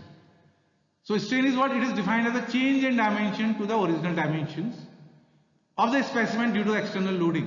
तो किसी भी sample या किसी body में अगर आप load लगा रहे हैं एक्सटर्नल लोड, तो उसकी डायमेंशन में जो चेंज होता है divided by the original dimension, वो स्ट्रेन को डिफाइन करता है. अब स्ट्रेन के भी डिफरेंट टाइप्स हैं. तो यहां पर हम पहला जो हम बात कर रहे हैं लॉन्गिट्यूडनल स्ट्रेन का, और दूसरा हम बात कर रहे हैं लेटरल स्ट्रेन. ओके, तो strain change in dimension to the original dimension है, लेकिन कब हम उसे लॉन्गिट्यूडनल स्ट्रेन बोलेंगे और कब हम उसे लेटरल स्ट्रेन बोलेंगे, उसको हम देखते हैं. Now you see this diagram. ये एक सर्कुलर रॉड है जिस पर आप एक फोर्स F अप्लाई कर रहे हो. ये देखिए, तो जो ब्लू कलर से जो आपको दिखाई दे रहा है, ये इसका इनिशियल शेप और साइज है, और इस फोर्स को लगने पर ये बॉडी डिफॉर्म हुई है. तो इनिशियल लेंथ इसका L है. अब L length delta L increase करके L प्लस डेल्टा L हो चुका है. इसका ओरिजिनल डायमीटर D था, जो कि अब D माइनस डेल्टा D हो चुका है. तो इस फोर्स की वजह से इसका लेंथ तो इंक्रीज किया, लेंथ इंक्रीज किया, लेकिन जो इसका डायमीटर है, डायमीटर क्या हुआ, वो डिक्रीज किया. ओके, तो इस रॉड को हम डिफाइन कर सकते हैं ज्योमेट्री वाइज इसकी लेंथ से और डायमीटर से. अब यहां पर देखिए, ये जो फोर्स अप्लाई हो रहा है, ये लेंथ के अलोंग अप्लाई हो रहा है. This force is acting along the length of that particular rod. तो अब लॉन्गिट्यूडनल स्ट्रेन को अगर हम डेफिनेशन देखें, the ratio of change in length to the original length in the direction of loading. क्योंकि लोडिंग लेंथ के along लग रही है, तो लेंथ के अलोंग जो स्ट्रेन आएगा वो लॉन्गिट्यूडनल स्ट्रेन कहलाएगा. सो the strain along the direction of loading, that is known as the longitudinal strain, because in the direction of loading we have the length is the dimension, so delta L upon L, that is the change in the length to the original length, will give you the longitudinal strain. Okay, लेकिन अगर आप देखें जो diameter है, it is not along the direction of loading, it is perpendicular to it. तो ये जो direction है, ये लॉन्गिट्यूडनल डायरेक्शन कहलाएगी, क्योंकि ये फोर्स के अलोंग है. और ये जो दूसरी डायरेक्शन है डायमीटर के अलोंग, इसको हम बोलेंगे लेटरल डायरेक्शन, जो कि फोर्स की डायरेक्शन के परपेंडिकुलर है. तो लेटरल डायरेक्शन में जो आपको स्ट्रेन मिलेगा वो क्या कहलाएगा? Lateral strain. अब लेटरल स्ट्रेन में इसका डायमीटर आएगा, so lateral strain will be delta D upon D, that is the change in diameter to the original diameter. So the strain along the direction of loading is known as a longitudinal strain. So in this particular case, it will be delta L upon L. The strain along the lateral direction, which is the direction along the diameter, that is known as lateral strain, and that will be delta D upon D. Okay. Now the next question, that is what do you understand by the Poisson's ratio? अब जब Poisson's ratio की हम बात करते हैं, so again we are correlating the lateral strain and the longitudinal strain. So it is defined as the ratio of lateral strain to the longitudinal strain. कभी कभी student यहां पर कंफ्यूज कर जाते हैं. You have to write in the numerator that is the lateral, and the denominator you have the longitudinal. Sometimes the student confused and they write longitudinal strain upon lateral strain, then you get 0 marks for them. So you have to remember that particular expression as it is. So that is the ratio of lateral strain to the longitudinal strain. Now again, this is the direction of loading. So delta D upon D is the lateral strain. Delta L upon L is the longitudinal strain, and this is the Poisson's ratio. Next question, that is about the Hooke's law. You have to define the Hooke's law. So when a material is loaded within its elastic limit, the stress is proportional to strain. Now you see, if you take the example of any spring, okay, so what happened? Let us suppose its other end is string and other end you are pulling it. When you pull it, the spring will deform. But when we release that load, then again it will regain its shape and size. So that is known as the property of elasticity. So that is the elastic behavior of the body. So here again Hooke's law talks about the elastic limit. It means the body will regain its shape and size after the removal of external load. External load हटाने पर body अपना shape और size अगर regain कर लेती है तो हम उसको इलास्टिक लिमिट कहते हैं. और इलास्टिक लिमिट के अंदर जो अप्लाई जो स्ट्रेस जो बॉडी के अंदर स्ट्रेस जो इंड्यूस होता है और बॉडी के अंदर जो स्ट्रेन है वो आपस में क्या प्रोपोर्शनल. ओके, स्ट्रेस को हम सिग्मा से डिनोट करते हैं, स्ट्रेन को हम एप्सिलॉन से डिनोट करते हैं. तो ये कहलाता है हुक्स लॉ. और ये साइन ऑफ प्रोपोर्शनैलिटी को हम रिप्लेस करते हैं एक सिंबल ई से, and this E is known as the Young's modulus और modulus of elasticity. E is equal to sigma upon epsilon. तो यहां पर एक ग्राफ भी दिया हुआ है स्ट्रेस स्ट्रेन के रिस्पेक्ट में. तो ए हमारी इलास्टिक लिमिट है. तो ओ से हमने लोड स्टार्ट किया बढ़ाना, तो ये हमारा ग्राफ आया. और ये ग्राफ हमें बताता है कि ये जो स्ट्रेस है which is a function of strain, it is the linear relationship between these two. So this is the linear elastic behaviour and this is known as Hooke's law. अब जो नेक्स्ट क्वेश्चन है 25th, that is to define the all elastic constant. अब यहां पर elastic constant को हमें define करना है. तो इलास्टिक कांस्टेंट वो कांस्टेंट है जो कि किसी भी मटेरियल के इलास्टिक बिहेवियर को डिफाइन करते हैं और ये वैल्यूज इलास्टिक लिमिट के अंदर कांस्टेंट रहती हैं. इसी वजह से हम इलास्टिक कांस्टेंट इनको बोलते हैं. और इलास्टिक कांस्टेंट हमारे पास मेन 3 इलास्टिक कांस्टेंट की हम बात करते हैं. पहला है मॉडुलस ऑफ इलास्टिसिटी, जिसको यंग्स मॉडुलस भी बोला जाता है. दूसरा है मॉडुलस ऑफ रिजिडिटी, जिसको हम शेयर मॉडुलस भी कहते हैं. और तीसरा हमारा bulk modulus. And the Poisson ratio is also comes in the elastic constant, क्योंकि वही पॉइसन रेशियो है जो इनके बीच में रिलेशन भी स्टैब्लिश करता है. So I can write that is the D also.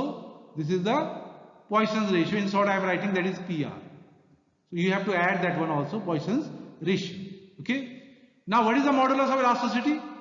It is the ratio of longitudinal stress to the longitudinal strain within the elastic limit. So that word you have to write because these constants are valid only up to the elastic limit.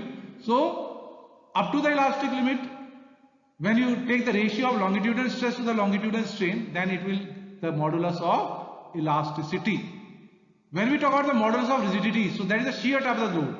So again, within the elastic limit, that is the ratio of shear stress and shear strain. So that is the modulus of rigidity. Then the third is the bulk modulus. In the bulk modulus, we apply the load in such a way that the volume changes. So that is the reason why we talk about the 3 mutually perpendicular stresses and the ratio of volumetric stress to the volumetric strain, that is known as the bulk modulus. Okay, and the bulk modulus will be volumetric stress to the volumetric strain. And the Poisson ratio, I already told you, that is the ratio of lateral strain to the longitudinal strain. So these are the 4 elastic constant, and they are constant up to the elastic limit only. So that is the reason why these constants are very important in the theory of elasticity. Okay. Next question is question number 26. Establish the relationship between modulus of elasticity, जिसको हम Young's modulus भी कहते हैं, and modulus of rigidity, जिसको हम share modulus भी कहते हैं. तो you have to know the both the names of that elastic constant. Modulus of elasticity, it is also known as Young's modulus. Modulus of rigidity, that is also known as shear modulus. क्योंकि exam में कभी कभी वो modulus of rigidity की जगह shear modulus word use करते हैं, तो कंफ्यूजन नहीं होना है. इसी कारण यहां पर मैंने दोनों शब्दों को लिखा हुआ. अब यहां पर मॉडुलस ऑफ इलास्टिसिटी को हम रिप्रेजेंट करते हैं ई से, और मॉडुलस ऑफ रिजिडिटी के लिए हमने जो सिंबल लिया है that is G. Sometime the modulus of elasticity represented by Y, और कभी कभी मॉडुलस ऑफ रिजिडिटी को सी से भी डिनोट किया जाता है. तो ये नोटेशंस हैं, और हम जो नोटेशन हम यहां पर ले रहे हैं, ई ले रहे हैं मॉडुलस ऑफ इलास्टिसिटी के लिए और जी ले रहे हैं मॉडुलस ऑफ रिजिडिटी के लिए. ओके, अब इस डेरिवेशन को करने के लिए, इस प्रूफ को करने के लिए, you have to see this diagram. This is very important. तो यहां पर आप देखिए, हमने एक क्यूब किसी मटेरियल का लिया हुआ है, और इस क्यूब की जो साइड है दैट इज ए, और ये जो क्यूब है वो कुछ इस तरीके का है. अगर आप इसको 3 डायमेंशन में देखना चाहें तो क्यूब आप जानते हैं इस तरीके से आप बनाते हैं क्यूब, और ये हर साइड किसके बराबर है, ए के बराबर. तो यहां पर इस क्यूब का फ्रंट फेस लिया गया, this is the front face. इस फेस को यहां पर हमने लिया हुआ है, तो कंफ्यूजन नहीं होना है. To make the diagram simpler, we take the front face or the front view of that particular cube. तो ये आपको दिखाई दे रहा है और A इसकी साइड है and tau is the applied shear stress. तो ये जो टाउ है ये अप्लाइड शियर स्ट्रेस है इस क्यूब के ऊपर और शियर स्ट्रेस की वजह से आपको मालूम है we get the shear strain. तो बॉडी एंगुलरली डिफॉर्म करेगी और ये जो एंगल बन रहा है डिफॉर्मेशन का दैट वी टेक गामा है. So the body will angularly deform. Okay, now here our observation is the diagonal of this OA. OA diagonal को अगर आप ऑब्जर्व करते हैं तो ये क्यूब है तो क्यूब का जो फ्रंट फेस है वो एक स्क्वायर बन के आएगा. तो this angle is 45 degree. Okay, और जब बॉडी एंगुलरली डिफॉर्म करेगी इस OA and you see this OC, इन दोनों को आप ऑब्जर्व करिए. OA is the diagonal before deformation and then it becomes OC after deformation. तो अब ये जो OA में जो डिफॉर्मेशन हो रहे हैं इसको हमें थोड़ा सा ऑब्जर्व करना है. ये एंगल हमारा 45 डिग्री है. इलास्टिक डिफॉर्मेशन में हमारे जो बॉडी डिफॉर्म करती है इट इज वेरी नेग्लिजिबल. तो इस एंगल को भी यहां पर ये जो एंगल ACB है इट इज ऑलमोस्ट 45 डिग्री और A से इस OC लाइन में एक परपेंडिकुलर ड्रॉप किया गया दैट इज AB. ओके, अब अगर हम इस एजम्पशन को लेके चलते हैं कि ये डिफॉर्मेशन काफी छोटा है तो ये एंगल 45 डिग्री एंगल है और ये जो C पर जो एंगल बन रहा है ACB it is also 45 degree. तो इस डायग्राम को थोड़ा सा मैं यहां पर इस तरीके से थोड़ा सा और क्लियर करूं. यू सी दिस वन, ये हमारा A, ये है हमारा C और ये जो आपने परपेंडिकुलर डाला है A से that is B. This angle I am saying this is almost 45 degree. That is not exact 45 degree, but that is approx 45 degree. It may be 44.98 degree like this because the deformation is very small. So this angle is also very much equal to 45 degree. And this is the perpendicular. So this is 90 degree. So if this is the case, then the strain in this OA diagonal, so the length of OA increases. OA is the initial length, OC is the final length. And if these two angles are very much equal, it means the deformed length of that diagonal will be BC. तो ये जो diagonal है इसका जो elongation होगा वो कितना होगा that is BC. So now you see first what you take here, the strain in the diagonal OA, that is change in length upon original length.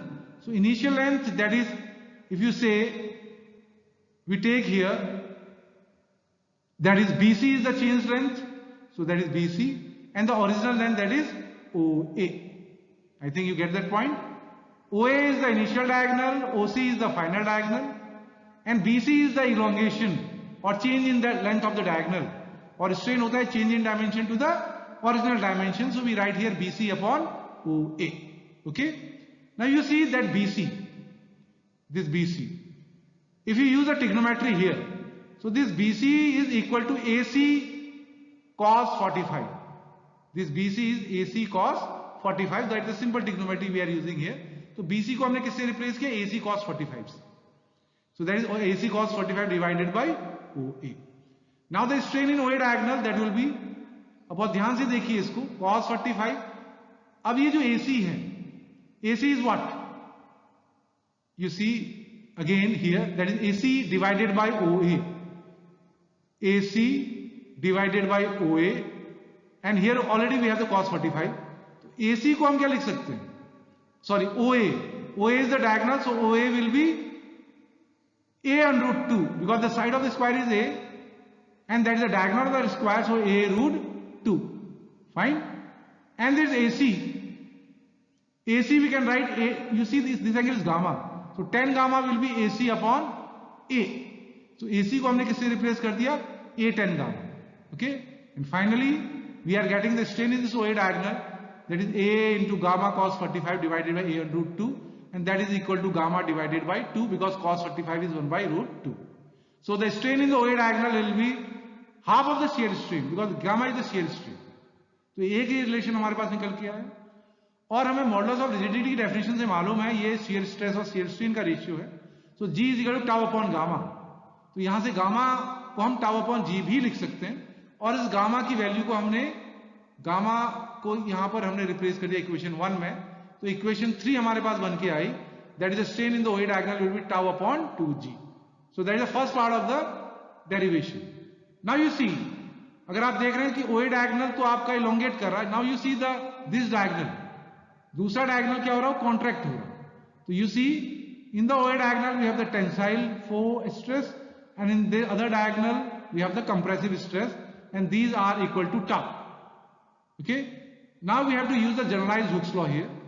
So when we apply the generalized Hooke's law to find out the strain on the diagonal OA, so that will be sigma 1 upon E, that is a strain due to sigma 1, and we have to check the effect of sigma 2 along the direction of sigma 1, so that will be mu into sigma 2 upon E. But as you know, sigma 2 is minus tau, so that value we have to substitute, and finally we are getting this expression that the strain on this OA diagonal will be tau upon E is common in bracket, we have 1 plus mu. So equation 3 is the diagonal longitudinal strain in OA diagonal.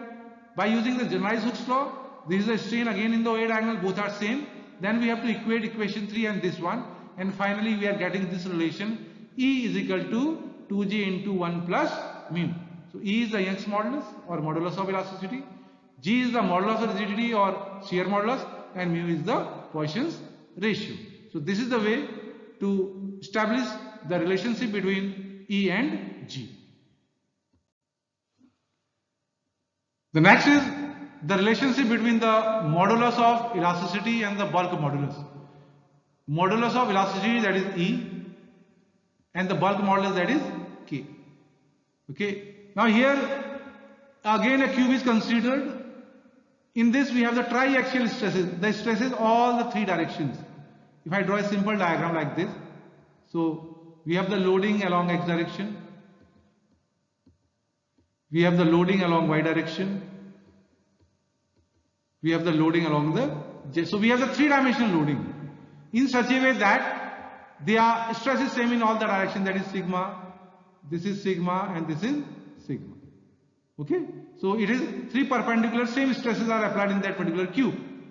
Now according to the generalized Hooke's law, if we have to find out the strain along the axial direction or in the x direction, so due to this sigma we have the strain sigma upon E. See, this is the first term, sigma upon E. Now we have to check the effect of these two stresses along this direction. So that we have to use the Poisson's ratio. So the effect will be mu into sigma upon E, mu into sigma upon E, but with minus sign, because these two stresses will contract the length, but due to this sigma the length will elongate.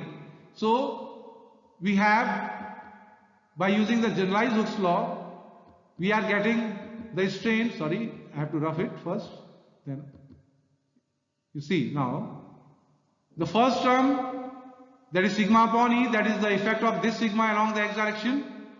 The effect of these two sigma along the x direction will be minus mu into sigma upon E minus mu into sigma upon E. Then you take common sigma upon E, then you get sigma upon E into 1 minus 2 mu. So this is the tensile strain along the AB direction. This is the AB direction by using the generalized Hooke's law. Okay. As this is the cube of L side, so volume V is equal to L cube. So now we have to differentiate that equation, and in the differential form we get dV is equal to 3L square into dl. Then we divide volume from both the sides, then dV upon V, and 3L square dl divided by V, V is L cube, then we get 3 dl upon L. So dV upon V is what? That is the volumetric strain, and dl upon L, that already we find out by using the generalized Hooke's law.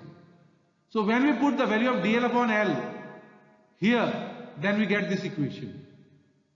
And now we arrange the equation in such a way that in the left side we have sigma upon dV upon V. So that is the volumetric stress to the volumetric strain, which is known as the bulk modulus. And finally when we arrange the equation, we get E is equal to 3K into 1 minus 2 mu. E is the Young's modulus and K is the bulk modulus and mu is the Poisson's ratio. So this is the way to establish the relationship between modulus of elasticity, which is also known as the Young's modulus, and bulk modulus. Now the next question is, what is the principle of superposition? So the principle of superposition states that when there are number of loads acting together on an elastic material, the resultant deformation will be the algebraic sum of individual deformation caused by each load acting separately. Now you see, if we have a single rod like this and you apply a load like this, okay, So if this load is P, L is the length of that rod, A is the area, and E is the Young's modulus. Okay. So by using the Hooke's law, we can easily find out delta L. So delta L is equal to force P, initial length L, divided by the initial area A, and the Young's modulus is E. So delta L is equal to PL upon A. We can find out the deformation of the elongation. Now see this case. If this is the rod, one force is this, other force is this. Let's suppose we have the forces in between sections also. So now what we do in this case actually? So directly we can't use this formula. So we have to divide this whole member into different sections. Section 1, section 2, section 3. And then we have to check the individual effect of the forces. And then we have to algebraically sum up. And then we get the total deformation. And that is actually the principle of superposition. Means when a number of forces are acting in a body in different sections, then to find out the total deformation, we have to do the algebraic sum of the effect of the individual sections. So we have to do the summation of Pi Li upon Ei Ai. So I, that is equal to 1 to n. If let us suppose we have the n number of sections. And this is known as the principle of superposition. Again, the numericals based on the principle of superposition I discussed in a video which I give in the description. तो मैं description में वो link आपको share करूंगा जहां पर हमने principle of superposition के based numericals किए हुए हैं. तो आप उन वीडियो पे लिंक के थ्रू जाएंगे तो definitely you learn how we use the principle of superposition in such type of the problems. ठीक है. अब next प्रश्न में आते हैं. 29th question है. We have to explain the stress strain diagram in the ductile material, and that ductile material is the mild steel. तो ductile materials वो materials होते हैं जिस पर जब हम लोड लगाते हैं, टेंसाइल लोड लगाते हैं उसको खींचने के लिए, then we have a significant deformation before failure. तो वो टूटने से पहले उसमें बहुत ज्यादा elongations होते हैं, जैसे कॉपर है, एल्यूमिनियम है, माइल्ड स्टील है. तो ये सब डक्टाइल मटेरियल की कैटेगरी में आते हैं because we can easily draw wires by using these materials. अब and this is very important graph to understand the behavior of the material when it is uniaxially loaded in the form of the tension. तो ये diagram आप देख पा रहे हैं. In the x axis we have the strain, in the y axis we have the stress. और ये जो टेंसाइल टेस्ट, इस टेस्ट का नाम है जिसमें हमें स्ट्रेस स्ट्रेन डायग्राम मिलता है, ये जिस मशीन के अंदर हम इसको परफॉर्म करते हैं इस एक्सपेरिमेंट को, that machine is known as the universal testing machine, UTM हम इसको शॉर्ट में बोलते हैं. So first we have to make a specimen. Specimen means that is a sample. Okay, this is the sample, and we mark two lines on that sample which is known as the gauge length. Okay, so this is the gauge length which is the length under consideration. Now we place that specimen in the UTM, and in the UTM we have to apply the axial loading like this. Okay, so that loading will start from 0. It means at this situation no stress, no strain. Okay. Strain is the independent variable and this stress is the dependent variable, and this stress depends on the strain. Now gradually we applied the load. Now when we gradually applied the load, now what happens? We see with the help of this diagram, and this diagram is experimentally achieved in this UTM. That is not made by the researcher or the scientist theoretically. This graph is experimentally achieved in this machine. And when we get that graph, now we are discussing what happens here and what are the various salient points A, B, C, D, E, F that we have to discuss. Okay. Now first you see one, that is the proportional limit, and the second is the elastic limit. So it means first we have to define O to A. Okay. So you see now we are proceeding from O to A. O to A means gradually we are applying the load. Stress, body deformed, it means we are getting the strain, and according at that particular strain we have certain value of the stress. When we reach up to A, you see we get a line. O to A we have a straight line. Straight line means, and you know y is a function of x, it means the stress is a function of strain, and when we are getting the line in that curve, it means the stress is proportional to strain. It means we have the property of the elasticity will be remains in the body in such a way that the stress is proportional to strain. That is the reason why this O to A, that is known as the proportional limit reason. तो body के अंदर elastic property तो है ही, क्योंकि O और A के बीच में कहीं पर भी ये आपका लोडिंग का कर्व है, अगर O से O के बीच में अगर आप इसे अनलोड कर देंगे तो अगेन कहां पर पहुंच जाएंगे आप? O पर, because we will recover the deformation and we get the shape and size which is initial shape and size. So A is the proportional limit. अब A से अगर आगे बढ़ते हैं B तक, तो B को यहां पर बोला गया है इलास्टिक लिमिट। इसका मतलब B तक इलास्टिक प्रॉपर्टी रहेगी, but you see from A to B that is not a line, this is a curve. तो एक तरीके से कह सकते हैं O से A तक इलास्टिक प्रॉपर्टी इस तरीके से रहेगी कि मटेरियल का जो बिहेवियर है वो लीनियर इलास्टिक बिहेवियर है। A से आगे बढ़ेंगे B तक, अभी भी बॉडी के अंदर इलास्टिक प्रॉपर्टी रहेगी, लेकिन ये नॉन लीनियर इलास्टिक बिहेवियर है। इसी वजह से B हमारा इलास्टिक लिमिट है, क्योंकि B तक अगर हम अनलोड करेंगे तो हम O पर फिर पहुंच जाएंगे उस पाथ को रिट्रेस करके। और इस इलास्टिक लिमिट के अंदर प्रोपोर्शनल लिमिट का पॉइंट इस वजह से दिया गया है क्योंकि O से A तक हमारा इलास्टिक लिमिट के अंदर स्ट्रेस स्ट्रेन के प्रोपोर्शनल है, और A के बाद स्ट्रेस स्ट्रेन के प्रोपोर्शनल तो नहीं है, लेकिन इलास्टिक प्रॉपर्टी बॉडी के अंदर रहती है। इसी वजह से B को हम बोलते हैं elastic limit. So A is the proportional limit and B is the elastic limit. तो ये इन दोनों पॉइंट का डिस्कशन हुआ। Now we proceed further. The third that is the plastic region after B।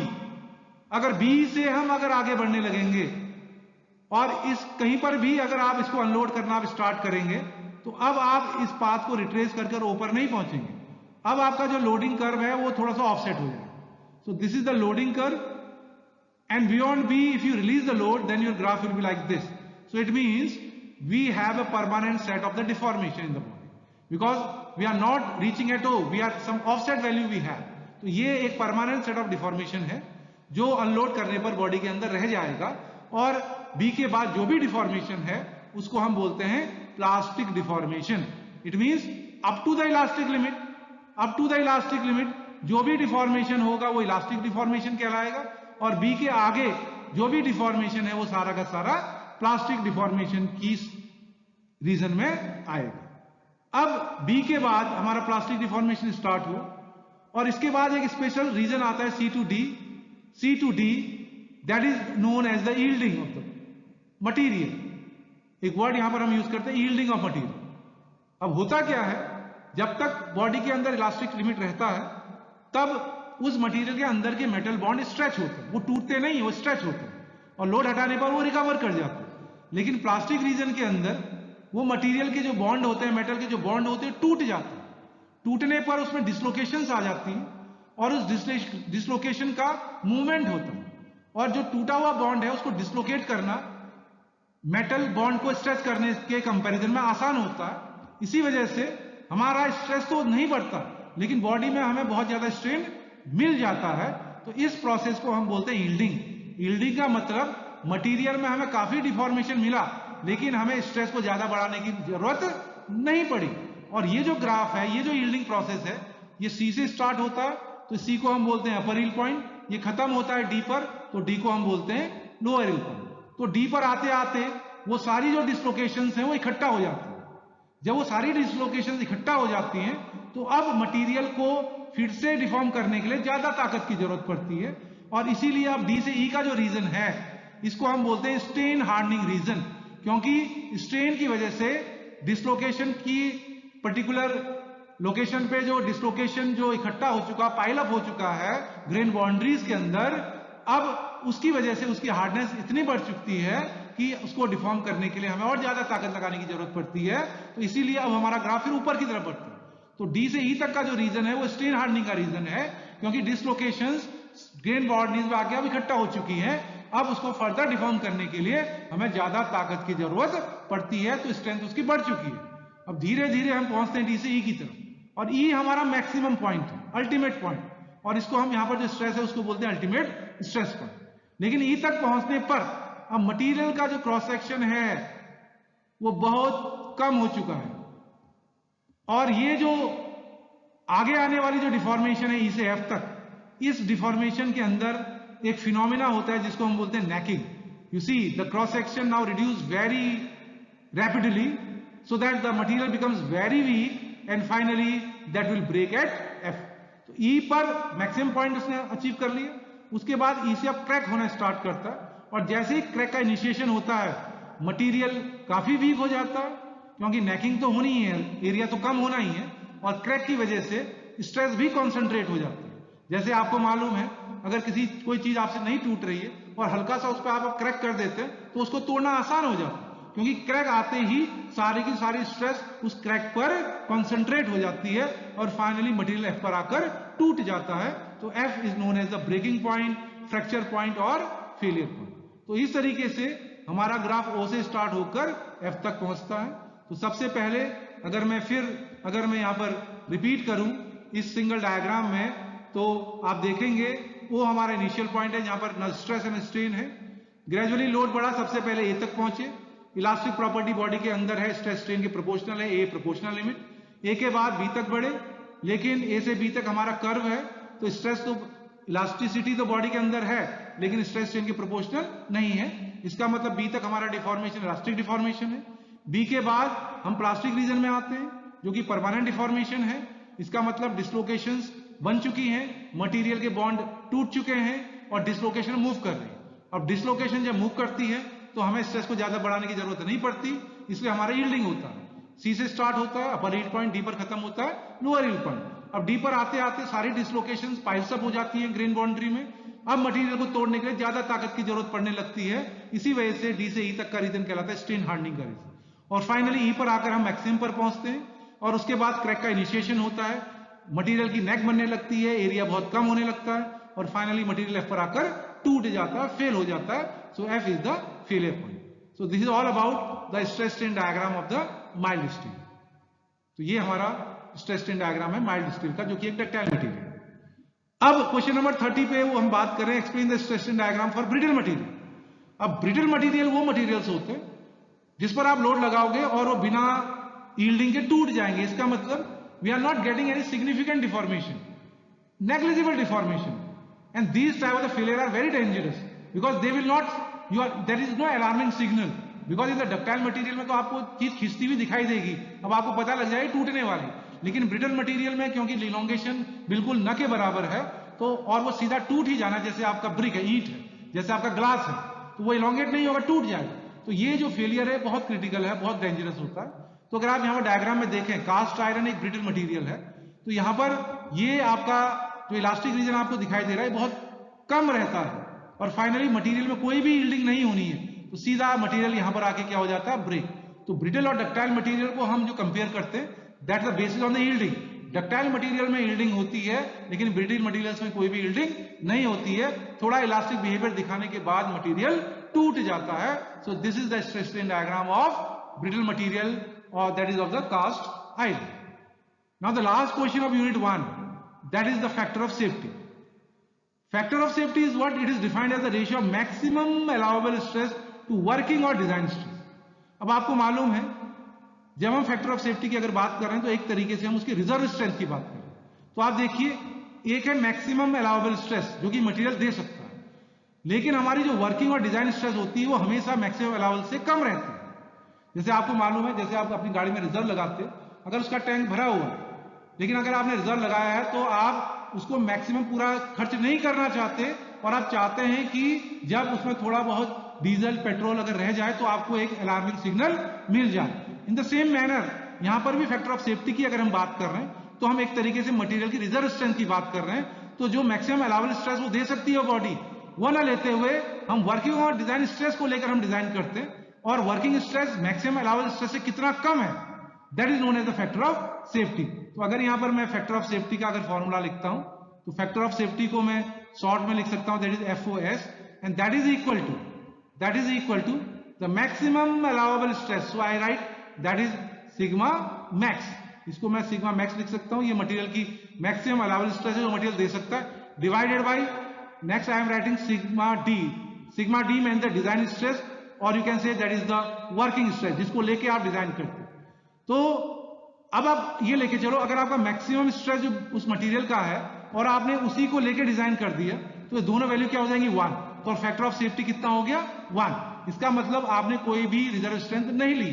लेकिन अगर किसी वजह से अगर आपका वर्किंग स्ट्रेस अगर बढ़ जाता है, अलाउबल तो that will the failure of the material. इसी वजह से हम डिजाइन स्ट्रेस को मैक्सिमम से कुछ कम लेके चलते हैं, because if any by any reason if your design stress और the working stress is increase, then we have some reserve strength and your material will save.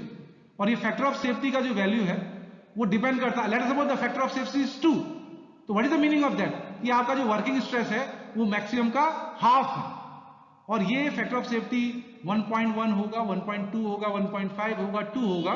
So that depends on the type of loading, it is the gradual loading और it is the sudden loading और it is the impact loading. So we have actually the design data book in which we have the values of the factor of safety according to the type of loading. Okay, अब जब हम factor of safety की बात करते हैं ductile materials के अंदर, तो डक्टाइल मटेरियल्स के अंदर उसकी जो मैक्सिमम अलाउबल स्ट्रेस होती है वो क्या होती है, यील्ड स्ट्रेस। क्योंकि अगर मटेरियल यील्ड कर गया, yield means that is a plastic deformation, तो मटेरियल का प्लास्टिक डिफॉर्म होना ही उसका फेलियर है, इसका मतलब वही उसकी मैक्सिमम अलाउबल स्ट्रेस है। तो जब हम डक्टाइल मटेरियल की फैक्टर ऑफ सेफ्टी को डिफाइन करते हैं तो इस सिग्मा मैक्स को हम रखते हैं sigma yield, that is the yield stress. जब हम ब्रिटल मटेरियल्स की बात करेंगे तो ब्रिटल मटेरियल्स में यील्डिंग तो होती नहीं, तो उसकी जो अल्टीमेट स्ट्रेस वैल्यू है वही उसकी मैक्सिमम अलाउबल स्ट्रेस होती है। तो ब्रिटल मटेरियल्स के लिए जो फैक्टर ऑफ सेफ्टी है that is ultimate stress upon working stress. So this is all about the unit 1। तो ये यूनिट 1 के 31 क्वेश्चंस हमने डिस्कस किए। तो ये यूनिट 1 का एक क्विक रिवीजन है, बिकॉज यूनिवर्सिटी ने 8 घंटे का ये यूनिट डिजाइन किया है, 8 घंटे के लिए इसको पढ़ाना पड़ता है सिलेबस के अकॉर्डिंग, लेकिन यहां पर हमने लगभग 2 घंटे के आसपास लिए हैं। बहुत कम टाइम लेके रिवीजन करना वो इतना बेनिफिशियल नहीं रहता। तो इस पूरे यूनिट को अगर आप इस 2 घंटे के अंदर इस वीडियो को देखें, लाइक करें, शेयर करें और अपने फ्रेंड्स को, ताकि उनको भी बेनिफिट हो सके और आपकी यूनिट 1 थ्योरेटिकली पूरी आपको समझ में आ सके। और इसका जो न्यूमेरिकल का जो सेगमेंट है, रिजल्टेंट को कैलकुलेट करना मेथड ऑफ रेजोल्यूशन से, कॉन्करेंट के लिए, नॉन कॉन्करेंट के लिए, बीम में रिएक्शंस को कैलकुलेट करना, तो इसके लिए मेरे दूसरे वीडियोस ऑलरेडी बने हुए हैं। उन वीडियोस का लिंक मैं डिस्क्रिप्शन में मैं जरूर मेंशन करूंगा। तो न्यूमेरिकल्स के लिए आप लिंक पे जाएं और इन न्यूमेरिकल को देखें।